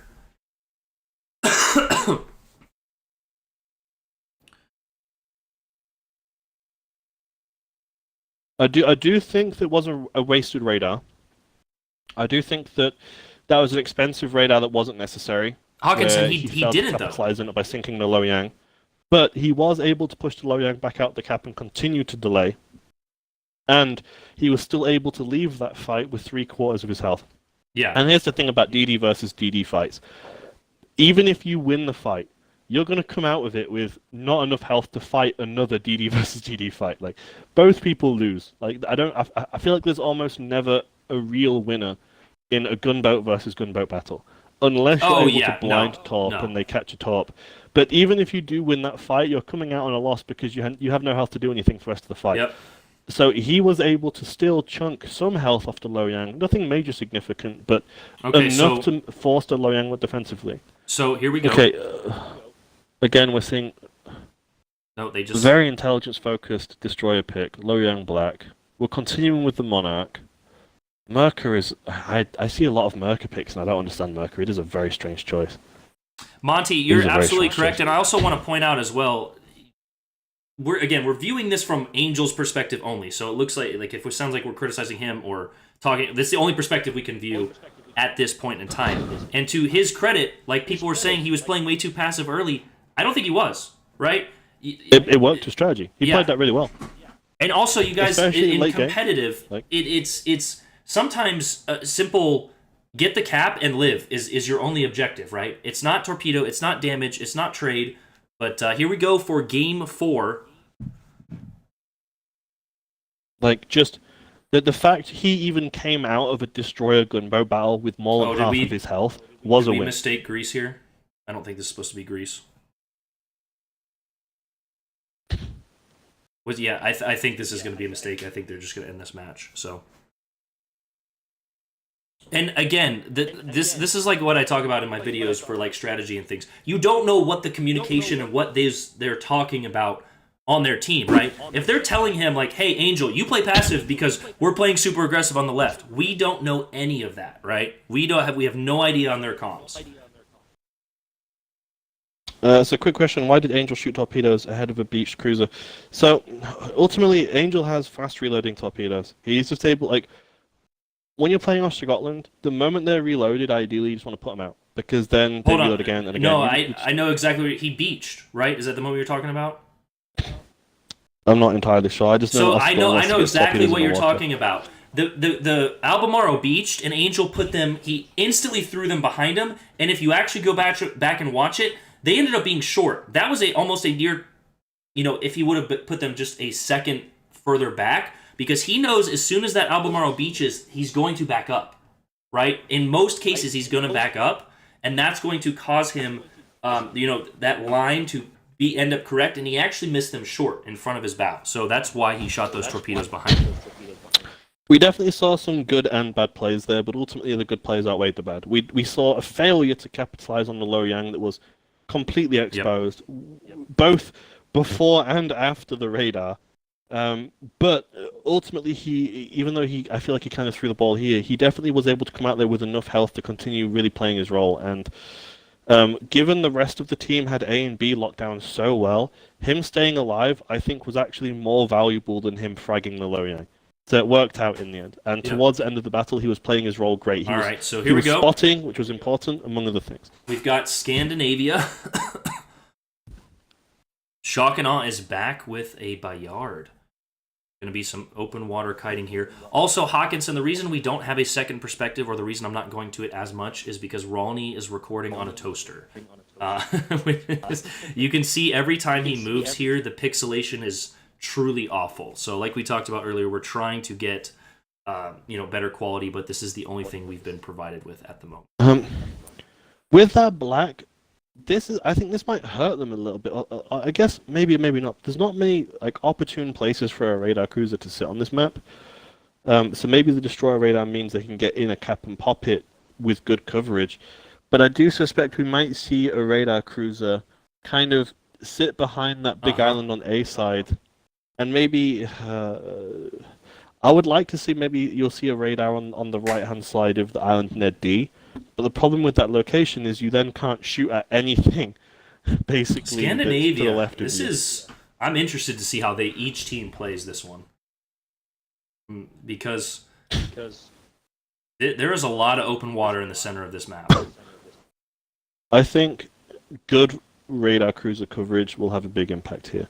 And we are already beginning to see it. What I predicted a moment ago, that cruiser on the right hand side is sailing towards the right hand side of that island, which is a great place for radar coverage.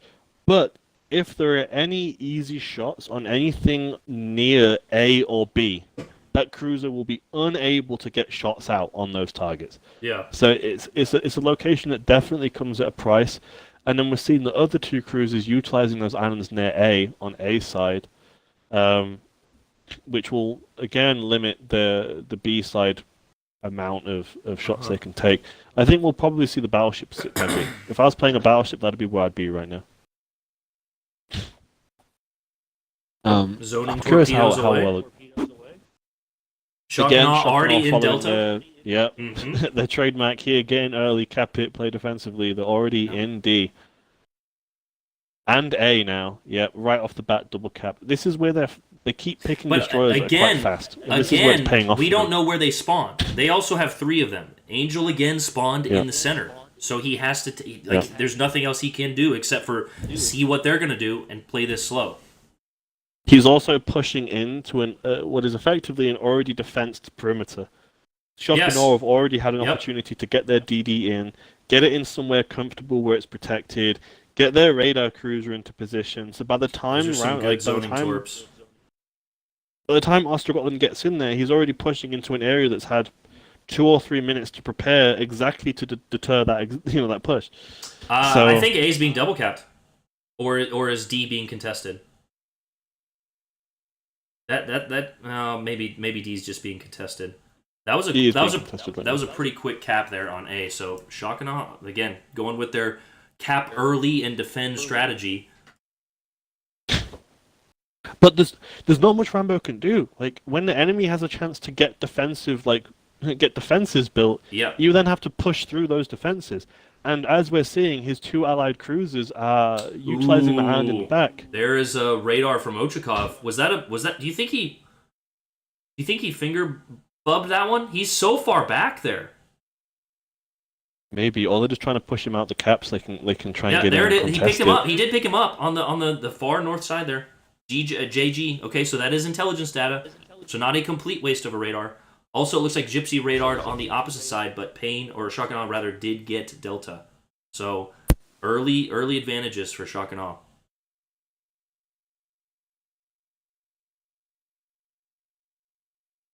Yeah, Trank, they have We're 3 seeing- destroyers though. Yeah, like people are criticizing Payne here, but I think right now, to be honest, he's playing it the best he can. Like Ostergotland can't push in here because there's a very real chance on, his- of winning his to a twist and double track. destroyer combo. Look at his twist and track. Yeah. Do you think that destroyer is right behind Yeah. this island here? Could be. There's a very real chance he's going to see 2 destroyers come up, and he will not have the support from his cruisers. Yeah, he will The not. way they are positioned. Well, they they do will have have a that very hard battleship in the time middle helping there. If the battleship's paying attention and he's calling this out, we're probably about to see some action here. Engine boost activated. Yeah, He knows he's about to get in a fight. There it is. he's outside of the radar range of his cruisers. Yeah. Well, and also so their oyster doesn't have, or what's Yeah, it called? like- Ochakov doesn't have their radar back. Yeah. No, Yeah. that's what I'm saying. Like his allied cruisers are not within radar range to assist with this black. And that was huge. That was a huge hit from the Anchorage there. Oh! Might have just saved his life. Massive, Big massive team focus fire. Focus fire. Huge play there Wow. from Wow. the Anchorage. He just I saved his think he the just saved us battleship on hit the him big hard time. as well, Hit him but hard as consistent well, fire. but That was a consistent massive fire. That was a trade. massive trade. Massive trade from Massive Payne. trade from Payne. Do you think that's a However- little bit of a Do you think mistake that's a on little Shock bit and of a Awe's mistake part? on Shock They and had the Awe's caps. part? Why They are you had the pushing caps. that Why are you objective? pushing Why are you that pushing that objective? Yeah, advantage? like- Pushing that advantage. I agree. That was that was a very bold health. Like he traded a lot of health for no reason there. You have triple caps. You have a radar destroyer that can literally just contest A, and if anyone pushes in, the moment you see that objective's contested, you can pop a radar and push him out again. Yeah. Like really great area denial opportunity here, and instead he decided to push in through the middle of the map towards the Allied battleship, in between the cruisers, near the Ostergotland, with, I mean, I can't see the location of Shock and Aw's ships, but it looks like with very little support from his team, because the enemy destroyer was still last spotted Yep. near A. Yeah, So I that was have, definitely I have no idea expensive why trade here. why the USS why Black the was that USS Black was advantage. that But- advantage.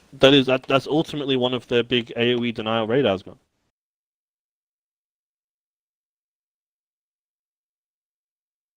This is huge. If Shock and Awe now, like we're seeing it now, now that the black is gone with the radars, those 2 cruisers are bombing it in, and Mhm. we're gonna see a huge power push on A to try and get that, to try and shift that cap now. Bayard the is black is spotted. on. Bayard is spotted. You think You think Massa with his firing line is now shooting on those cruisers. Is it gonna hurt? we can't? We could go to There's- Rolney's we view could on go his to Romney's toaster. view on his toaster? Those 2 cruisers have to push into A to cap it, which is putting them right in the firing line Echo of that from Massa. me. Echo from me. Hold on. That Massa's positioned pretty well here to deter that push. I'll let Boss do it. We're seeing the radar now. Yeah. Honestly, I think we might see Ostergotland push up to the islands further north and lock down those islands now, just to area deny on They their just spawn got side. the They just Loyang got on the the opposite. Loyang on the opposite. Yeah.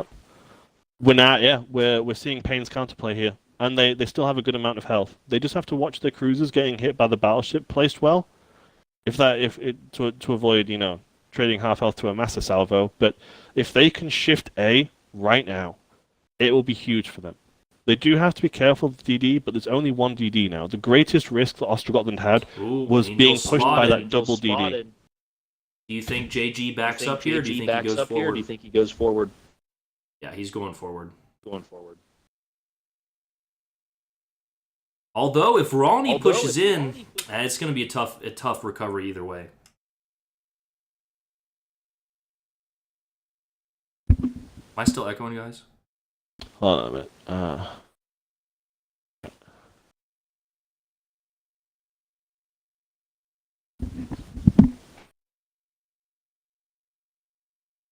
I mean, Shock and still have a point lead, but we are beginning to see Payne's counterattack here.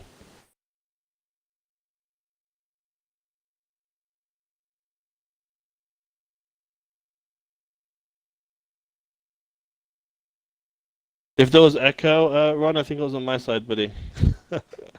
Okay. I think we got it. Sorry. I think it was on my side. I think you were playing through my headset and my mic was picking you up, so I've turned you down on my side. Okay. Okay. Still a little echo. All right. I'll talk soft. I'm gonna fix We'll it. talk soft. No, it's fine. I'll turn you down. I just don't want to make it so I can't hear you again, so I don't speak over you. I think now, honestly, Yeah, this might be huge for Payne. I'm kind of with the audience here. They think Payne's got this one, and I'm kind of in agreement. I agree. I think now Payne 3 also down, has a they don't have- destroyer into Bravo. That's got to. They don't have the caps, but they have the health. They have the team health here. No, they do have the caps. They have Well, everything. now they do, yeah. Yeah. Actually. Yeah.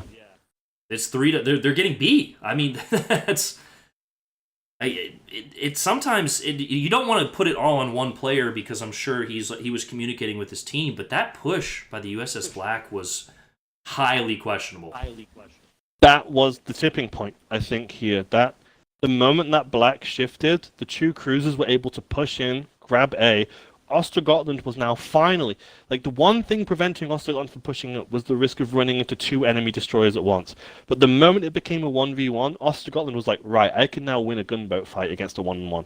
I still have the health, I can do that. So he started pushing up, he was able to spot for the cruisers, and that shifted A. I think that Lo Yang trade cost them A. We talked about Rams, and that's the first one we'd seen all day. But again, that is a Ram in that situation is a massive trade or massive, advantage for Payne. And there goes Ronnie in his Massachusetts. It really goes to show in competitive how small something may look, but how tremendous the impact is. That one 30-second window determined the outcome of A. And the moment they were able to push A and push Shock and Awe back into open water on their spawn, they were then able to push in, get D, grab B. It changed Shock and Awe's aggressive stance into a defensive stance. And when you're playing a defensive stance against a team that has more health than you, it's never going to work well. Yeah. Which is something that Peng have been displaying all in every battle here, is they're very careful on what they're going to expend their health doing. Everything feels calculated. Especially with the last game with Lo Yang, he was like, I'm just going to keep my health here, it's more valuable. And we see it in this game as well. Yep. But so also we're again, and this is the other side of competitive. We're talking about what a quote unquote terrible play it was from the USS Black, but also how about the absolute team focus fire from Payne? They had they had 2 cruisers far away. Their battleship, the USS Black, was only spotted for 5-10 seconds, and he was absolutely blasted by all of their players. We know that the anchorage, and that's a GG's. So, GG's, yeah, I mean, guys. we likely just saw the Ostergotland communicate down mic. Hello, my perceptive just shifted. There's Angel. GG's, yes, GG's, guys. He likely called, hey, I'm being pushed by a DD right now around this island. Get guns on me. And the moment it came up, just wallop.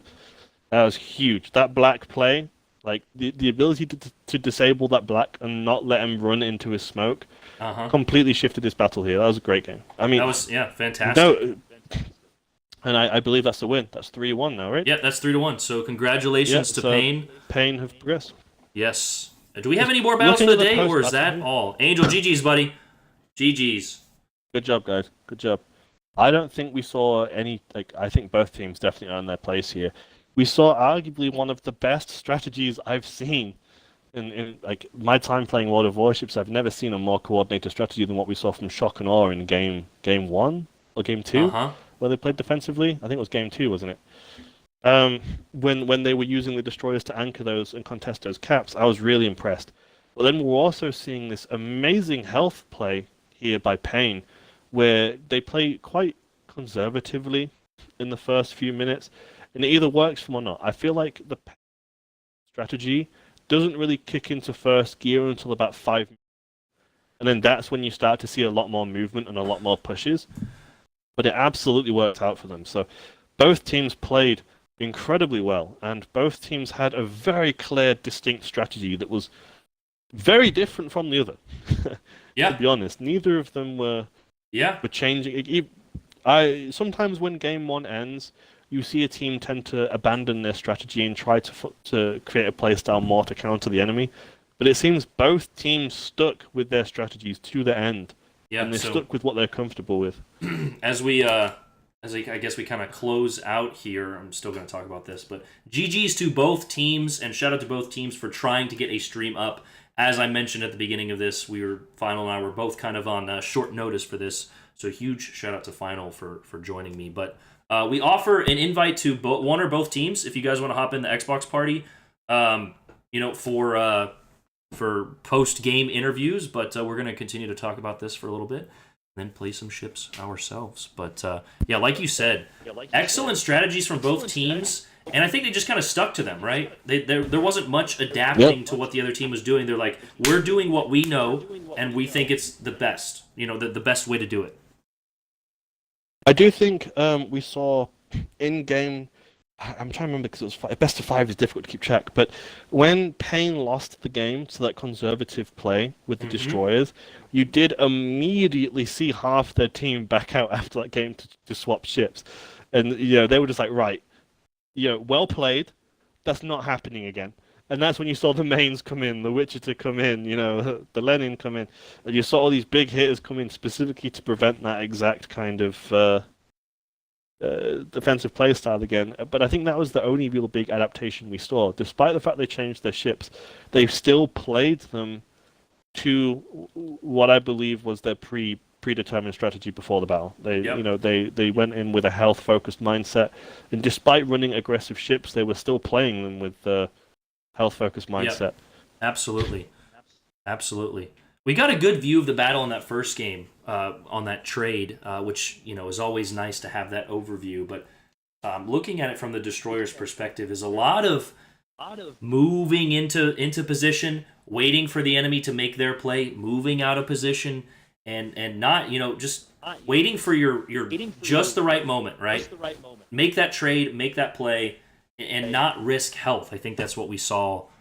That was the main theme of our perspective from that tournament. Competitive is grotesquely different from standard. In standard, you get the cap, you just get tucked in. In competitive, these people are talking, they're communicating, they're in strategical positions that they've planned in training rooms hours before. Like the moment you're spotted, you can expect 4 or 5 ships to immediately be lasering you. Yep. And you have to absolutely factor this in when you're playing. It's like, yes, you're constantly thinking in your head, do I have more, as a destroyer player, does my team have my back more than their team has their destroyers back? Because the moment those shots start trading, you're going to see a destroyer dip quickly. Yes. But I don't think either team played this badly. I think that was very enjoyable to watch. Very enjoyable. You do question some of the picks from Shock and Awe, right? Now, knowing their strategy of concealment and caps, maybe not so questionable, but looking at the end result, you can go back and say, do you guys have to pick meta ships? Or what, hindsight's always 20/20. Would you ask them post-game interview, would you guys go back and change anything? I'm not sure. I think Black was a bold pick for the map they picked it on, but I understand why they picked it, because there's not a lot of islands for radar cruisers to sit behind. So the thing about Black is it's a radar that you can place basically anywhere within its concealment factor. So that was quite a great pick, but Black is a defensive ship. It doesn't have fast-moving torpedoes, which means it always has a disadvantage when you're dumping tops in a gunboat fight. It doesn't have a whole lot of DPM. It is definitely a defensive area of denial ship, and they played it almost as if I would see a high practice gunboat. So I just got on this. Real quick. I just got a message from Unsinkable said that Big Sip potentially is going to join the chat. So Sip, if you're add me or send me a message here. I've got notifications turned off.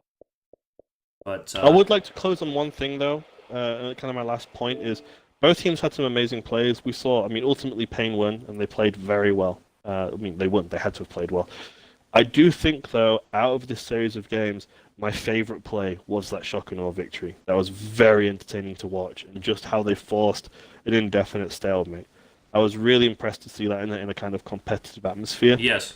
Because normally in competitive aggression wins. So I think Shock and Awe had the play of the game, but ultimately they weren't able to carry that momentum, and Pain absolutely capitalized on that, and just it was almost mid-game every game they would come in with their health advantage and just start throwing punches, and it would win every time. So major props to Pain. You guys played amazing, but Shock and Awe, don't beat yourselves up too bad. That play you had was probably one of the most entertaining games I've seen in World of Warships in my 4 years playing it. So huge props to you guys for that. That was really, really impressive. Yeah, so we got Sip added me here and has an invite. I don't know if Xbox or Microsoft's going to allow it to come through, but dealing with technical difficulties the entire stream. And here we are. Hey, how's it going, guys? Good, how are you? Welcome. Good, how are you? GG's. Doing all right. Yeah, thank you. That was some intense games there. Absolutely. What do you think about? Do you have any points in the battles where you'd like to point out that you were particularly impressed with the performance of your team, or particularly disappointed? To be honest, is there anything that you think worked really well or really badly? Yeah, honestly, the first game, I would say our plan went perfectly. We had kind of prepared the lineup we wanted with 3 DDs. And we each knew our roles really clearly going into the game, and everyone communicated well. And I think the communication really stood out on the final game as well. What, if you mind me interjecting here, do you guys all in Discord, or were you just pinging? What was your form of communication? Yeah, we all jump in a Discord party. That way we have voice, but it's always a hybrid between voice and using the pings as well, because you don't want to clog up with too much verbal communication at any given time. But continue on there. Sorry, I just wanted to see what you guys were doing, or what is the main theme of that communication. Yeah, it's just being flexible. I think is the biggest thing. We go in with an idea on each map how we want to attack it, and then we have to kind of assess and respond based on how the enemy positions themselves. Tears of the Desert, SNA played a fantastic game. They were in positions that were hard for us to get to, and ultimately, that's why they came out on top on that one. So props to them for having a great game plan that just dominated that map. We saw some pretty dramatic ship picks after that battle, actually, where we saw the mains come out, the Wichita come out. Was this your approach to, okay, that was a well-played game on Shock and Awe's part, let's not let them do that again? What was the decision behind some of these really big DPM-focused orientated ships coming out after that? Because those are kind of counterintuitive to the health game you were playing. Yeah, so really we base our ship picks on the map, not necessarily on what the enemy's playing. We want to play our game and kind of influence it the way that our strategy goes. So the mains, it does really good at holding down a position. So I was in mid there, I was on the B cap. I can get in there. The torpedoes will keep any battleships away from pushing in, while I can still lob shells all over the map and do damage. And you have a 5.5, 6 kilometer hydro there to potentially just light up any DDs that are contesting on the other side of that island. Yeah, honestly, that sonar helped us because we caught the anchorage on the north side of Bravo there with the sonar, and it allowed our battleships to lob in some shots and really do some early damage to that cruiser that I think really gave us an edge and made it where that anchorage had to play a lot more defensive the rest of the game. Yeah, yeah. So Yeah. I just want to get this one out here because it was so influential in the last game. Did Angel communicate with you guys that his twist and track had suddenly shifted? Were you guys waiting for that USS Black to round that corner? Because you guys had some fantastic focus fire on him, and honestly, they had the cap advantage. We were all questioning why he made that push, but it was even more impressive the focus fire, and you finished it off there with a downtown lob from the anchorage. Yeah, so actually our battleship Miv, he told us first, he's like, hey guys, I'm spotted. I shouldn't be spotted right now. Something is pushing mid. So Okay. that kind of brought all our attention that direction. We knew that the Merker was up north. We knew the Massachusetts Uh-huh. and the Bayard were back there. So then we're like, okay, let's figure out what's over here. And it just so happened the timing was perfect that Angel was able to turn out, spot him, and then we told Angel like, okay, you have to push him. We need to see him immediately. Yep. Even if it meant trading, we needed to make sure that we could get that DD off the board. Yeah. I mean, I'm going to be honest. I don't even know if a trade because of the cap differential, but you guys just blasted him. It was exciting to see, but also a questionable move. If I'm Shock and I'm like, why are we playing so aggressive there? Was that something that you guys were like, why did he do that? You know what I mean? Were you not? Were you expecting this kind of push for them, or were you also caught as surprised as we were, where they had a very clear advantage in terms of caps, and then all of a sudden that black goes off the board, and that's it. You just see Payne's entire mentality shift, and you're just pushing all of a sudden because that black is off the board now. Was that a shock to you, seeing the black come up?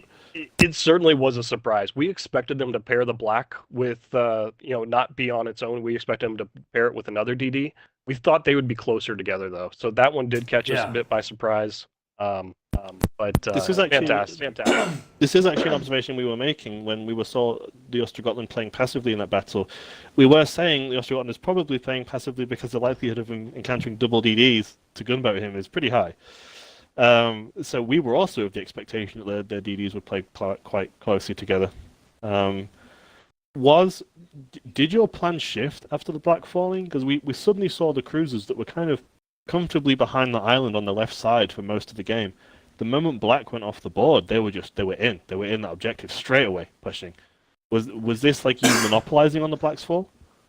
Yeah, the second that they went down, we're like, okay, the Merker has short-range torpedoes. Since I have a fully packed build with the anchorage, I can do constant smoke for about 4 minutes. So we're like, okay, we're going to plant ourselves in this cap because we know the other radars on the other side of the map, we're not going to get spotted in here. So the goal was to get in the cap, smoke up, and then just wait for them to come to us. Rambo can go out and spot for us while we continue to farm down the Massachusetts. It was, from there, the game plan was fairly straightforward for us. It was a great play on your part, and Yeah. we could definitely see you capitalizing on the mistake there. But ultimately, great game, guys. You played really, Yeah. really well, and it's good to see you progressing. What are you nervous for the battles to come? You have some big names ahead of you. Are you confident? Yeah, you know what? I'm so excited to be at this point in the tournament. The names that we're playing are people that we all recognize. Honestly, I'm just thrilled to have the opportunity to play in this tournament. Thanks to TFN for putting it together. This is a ridiculous amount of organization to get this to this point. But we'll keep pushing as hard as we can and do everything we can to end up on top. Man, I can't get enough of competitive, dude. Just seeing teams this well connected, pumping their strategies against each other is Yeah. absolutely a level of play that It I is, just, I just want to kind can't of, help but smile, dude. yeah, I just want to kind of bounce off of that and just look at comments here. Ramal says, listening to this while I have 4 blue BBs sitting in the same square. It's, the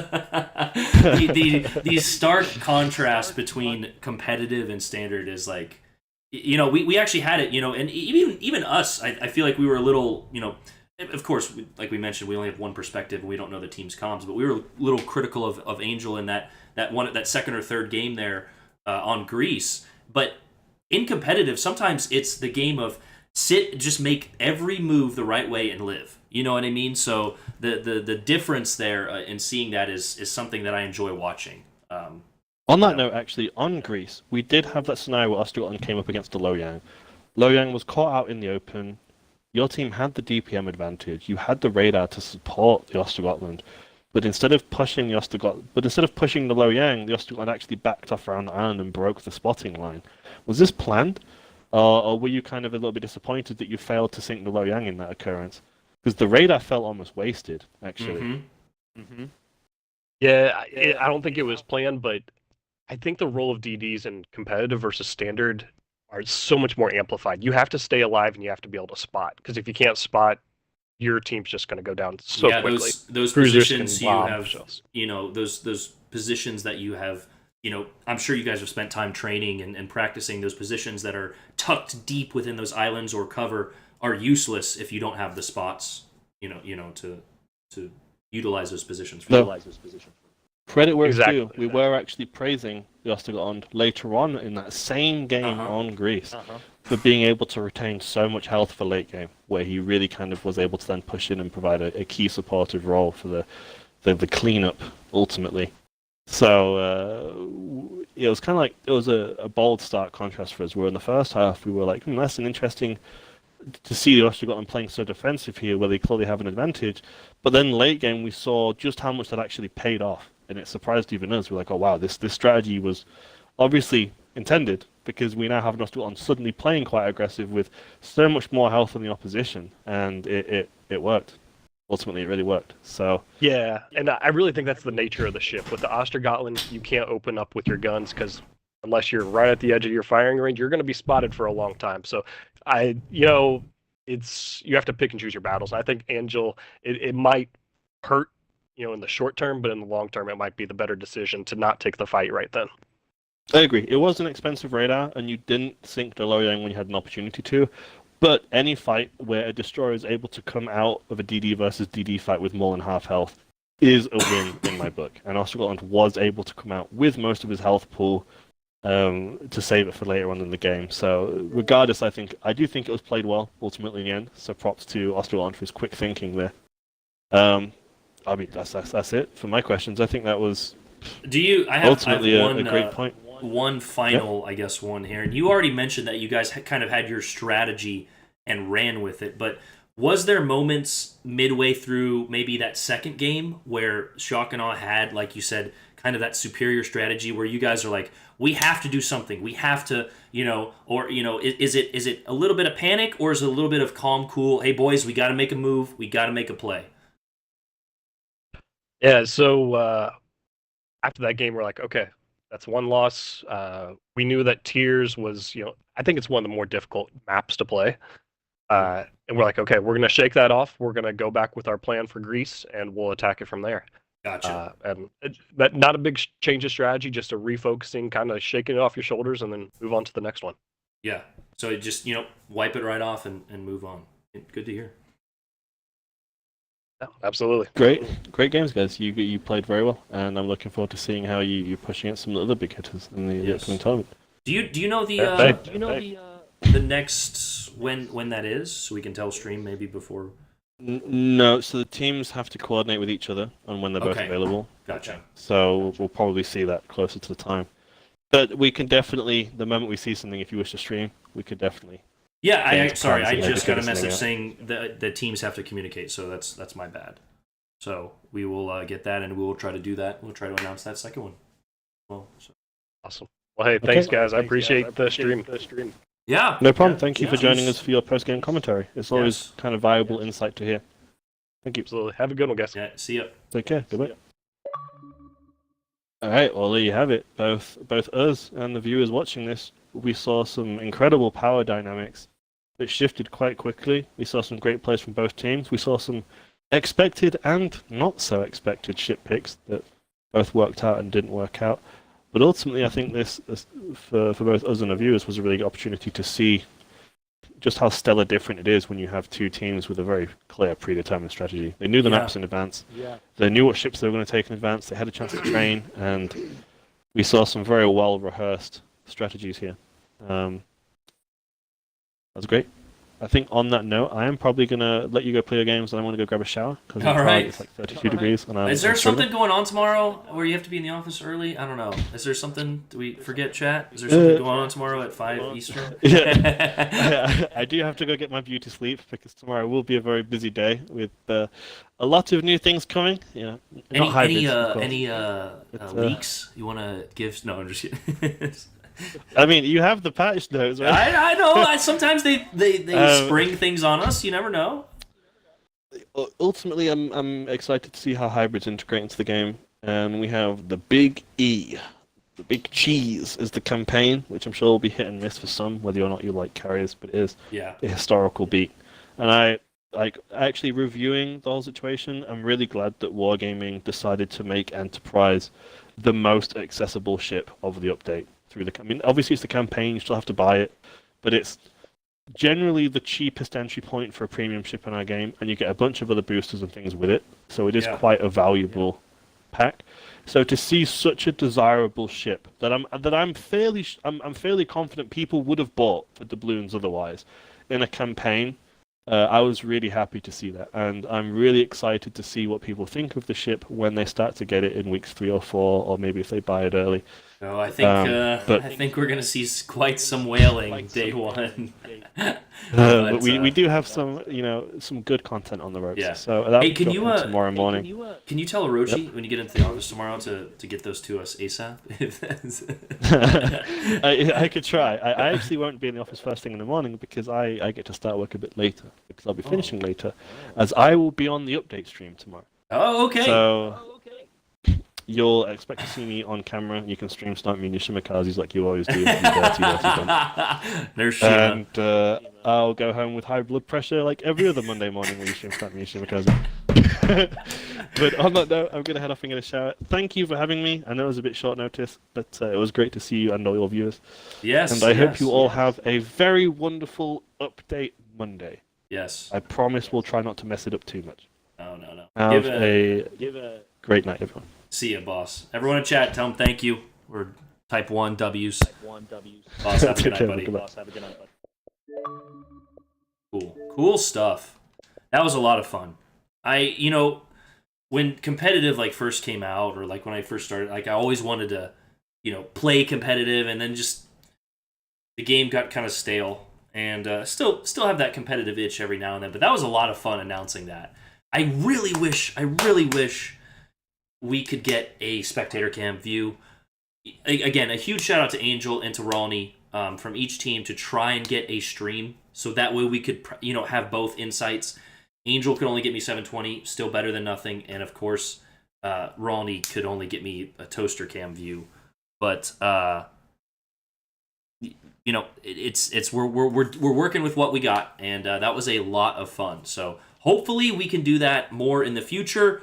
We get potentially some more tools, hopefully for more gaming, to do some in-depth live broadcasting on that. But anyway, hey, Aaron, does your fleet link up for fleet battles? Not really, Dick.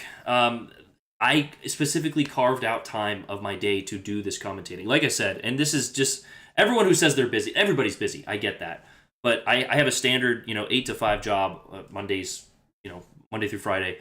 I train people at the gym. After that, I work out myself. I get on stream here. I try to do videos, spend some time with the fiance. I don't have time to, there's a lot of effort and behind the scenes, and I wish we could. I don't know if we're going to get someone from Shock and Awe, in the party. But there's a lot of, and this is something I should have asked Sip, but this is something that, you don't see is competitive teams will go into training rooms and clock how long it takes to get from point A to point B with different builds, with unique set of circumstances to get the most or the best competitive advantage. So we'd wipe the entire competition. I do, and this is not, also for the record, that was not fleet battles.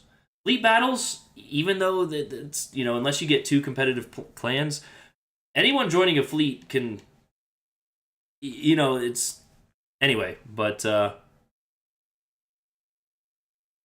yeah, so, Aaron, something we should get is a kind of messaging possibility fleet section. It's impossible. I agree with you, Blackbeard. Also, I think I had a membership from Scar halfway through that, so thank you guys. Memberships or donations I got throughout that, thank you. I was really trying to pay attention to the game and commentate with Boss there. But a huge shout out to both teams. I'm trying to go to sounds.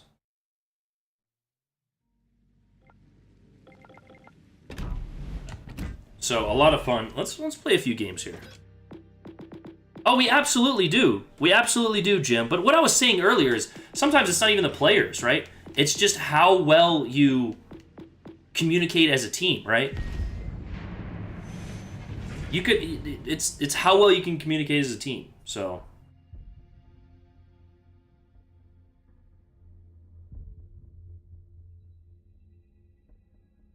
I don't know if I should end the stream and then do like another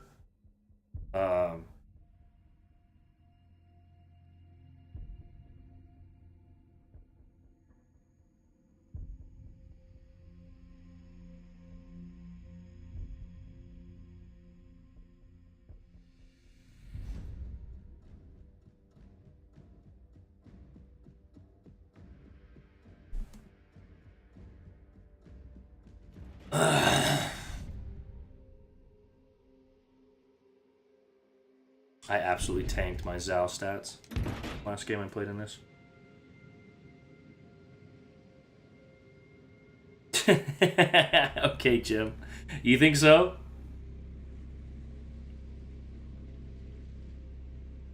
Dick, OTE stands to open to everyone. I wanted to create a clan, like, honestly, just with the biggest whales.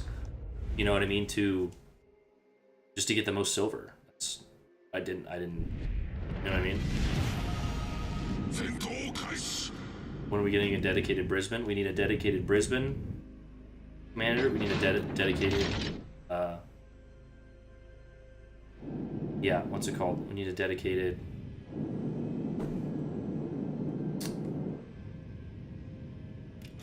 Oh my gosh. Ida commander. Esmond, how we doing, buddy?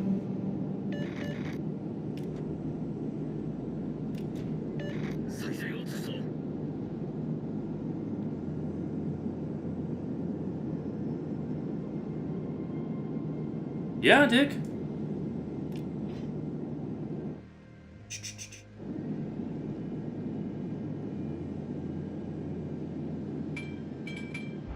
Yeah, I know, Blackbeard. That's it's not gonna be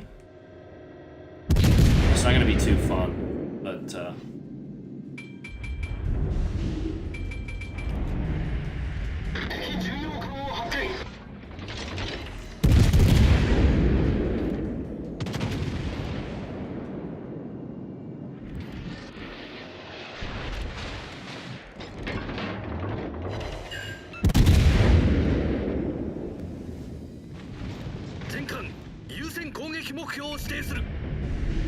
ooh. Concentrate fire on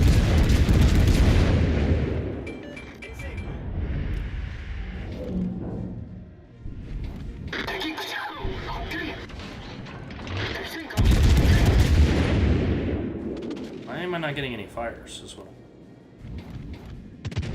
they all have Adel Jersey. They're nerfing secondary interest. Hey Terrell, what's up, dude?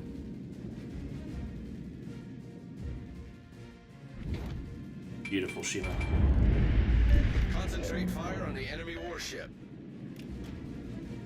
Beautiful, Shima. I forget what build I have for this.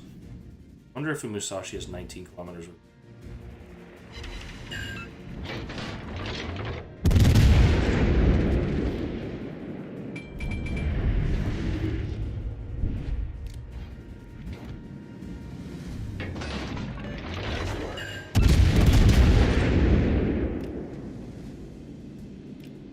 Ooh, drop the soap.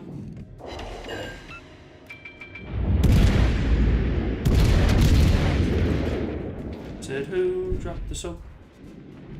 Who dropped the soap? Give me a fire in the back? No?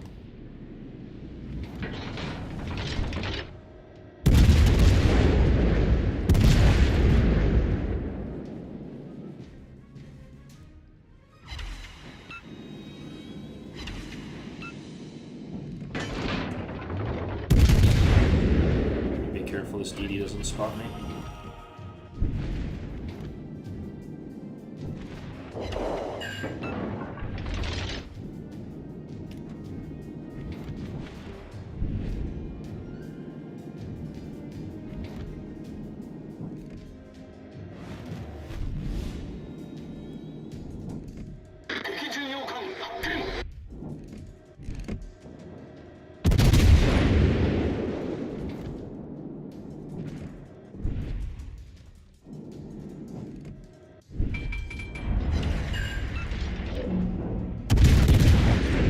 Nope.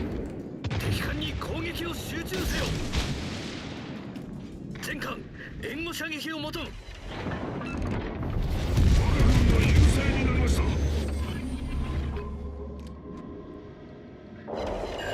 Oh, Ouchtown population, you, bro. Enemy warship.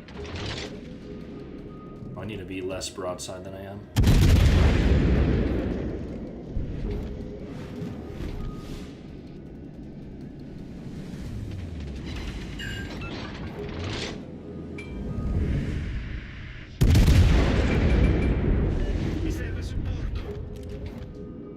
Why do we radar?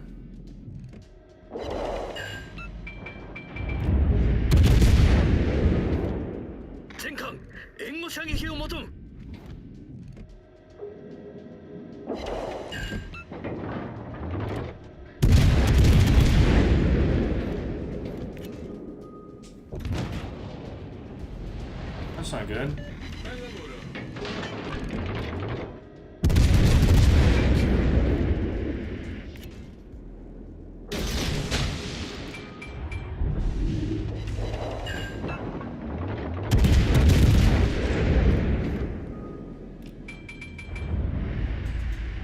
Concentrate fire on the designated target. 戦闘機発艦 You can overmatch that 30.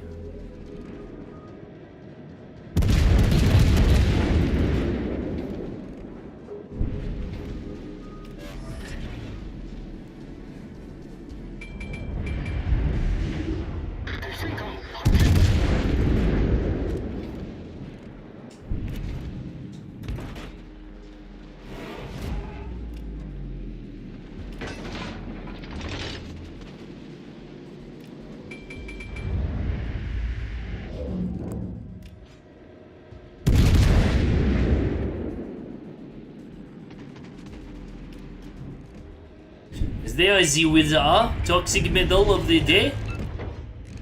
He's going to put it out? No? We will give him a little shimmy? A little shake? No? Not interested? That should be the damage cone? God, I love how toxic this ship is. I'm also probably getting torpedoed right now.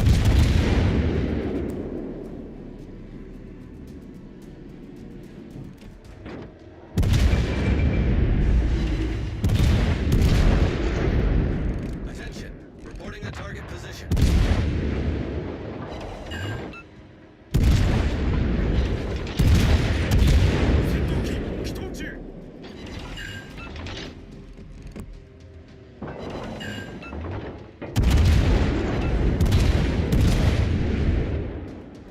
I'm gonna...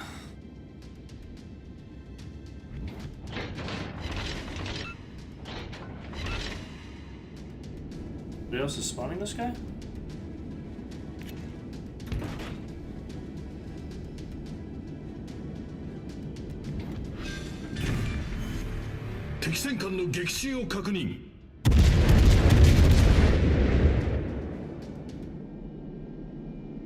Oh. That's no fun.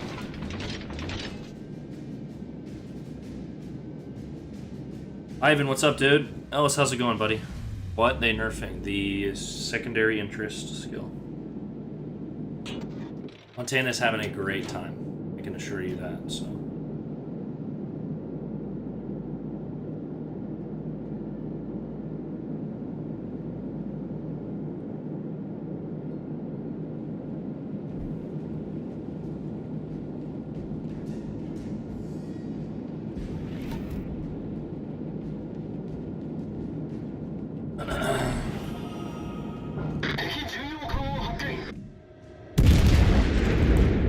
Should have just fired the rear turrets. I'm only gonna get one shot at this. He had enough 敵重要艦撃沈 superstructure HP.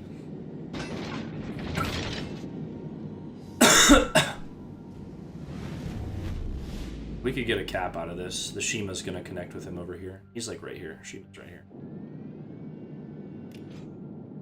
That or he went way...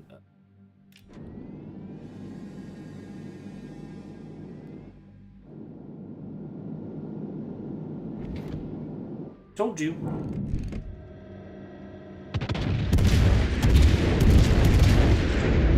And that is all she wrote, ladies and gentlemen. GG's. GG's. GG's.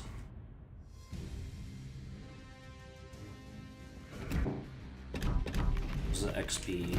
Hope to push into the 3s.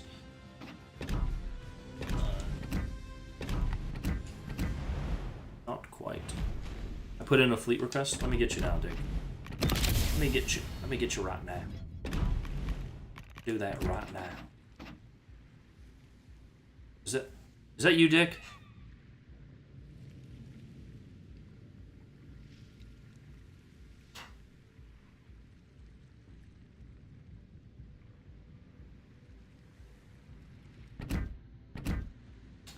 Considering after the patch, which carrier, if any, would you recommend for torps?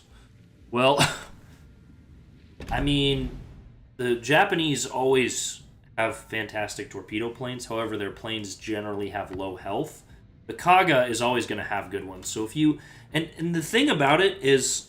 I mean, even the Parsifal has good torpedo planes. But the thing about carriers is you have to alternate between getting a damage con and then getting the next set of damage cons, whether it's a fire or a flood or, you know, an incapacitation, whatever it is, right? So if you're at the Parsifal and you get, you know, you break the engine with the AP bombs, which is rare, but it happens, then send out your torpedo planes. But the torpedo planes on the Parsifal are pretty good. So let me use the restroom here real quick. You know what? Actually, guys, we've been live for a couple hours now, and we've got the update tomorrow. I do want to spend some time with my fiance, so I might play a few games off stream. If you're a member, message me on Discord. I might just, you know, throw a few videos together or random battles. But I'm going to go ahead and end the stream here. Shout out to both teams for allowing me to do that, and for Unsinkable Sam for sending me the message to do that. But we've been asked to further on the next series of battles for the Ocean Cup, so that should be a lot of fun. But Heisman, join me. But yeah, I'm going to go ahead and end the stream here as I almost pee my pants. But I love you guys. I will see you guys tomorrow for update day. Probably not an early morning stream, but we'll see. But anyway, love you guys.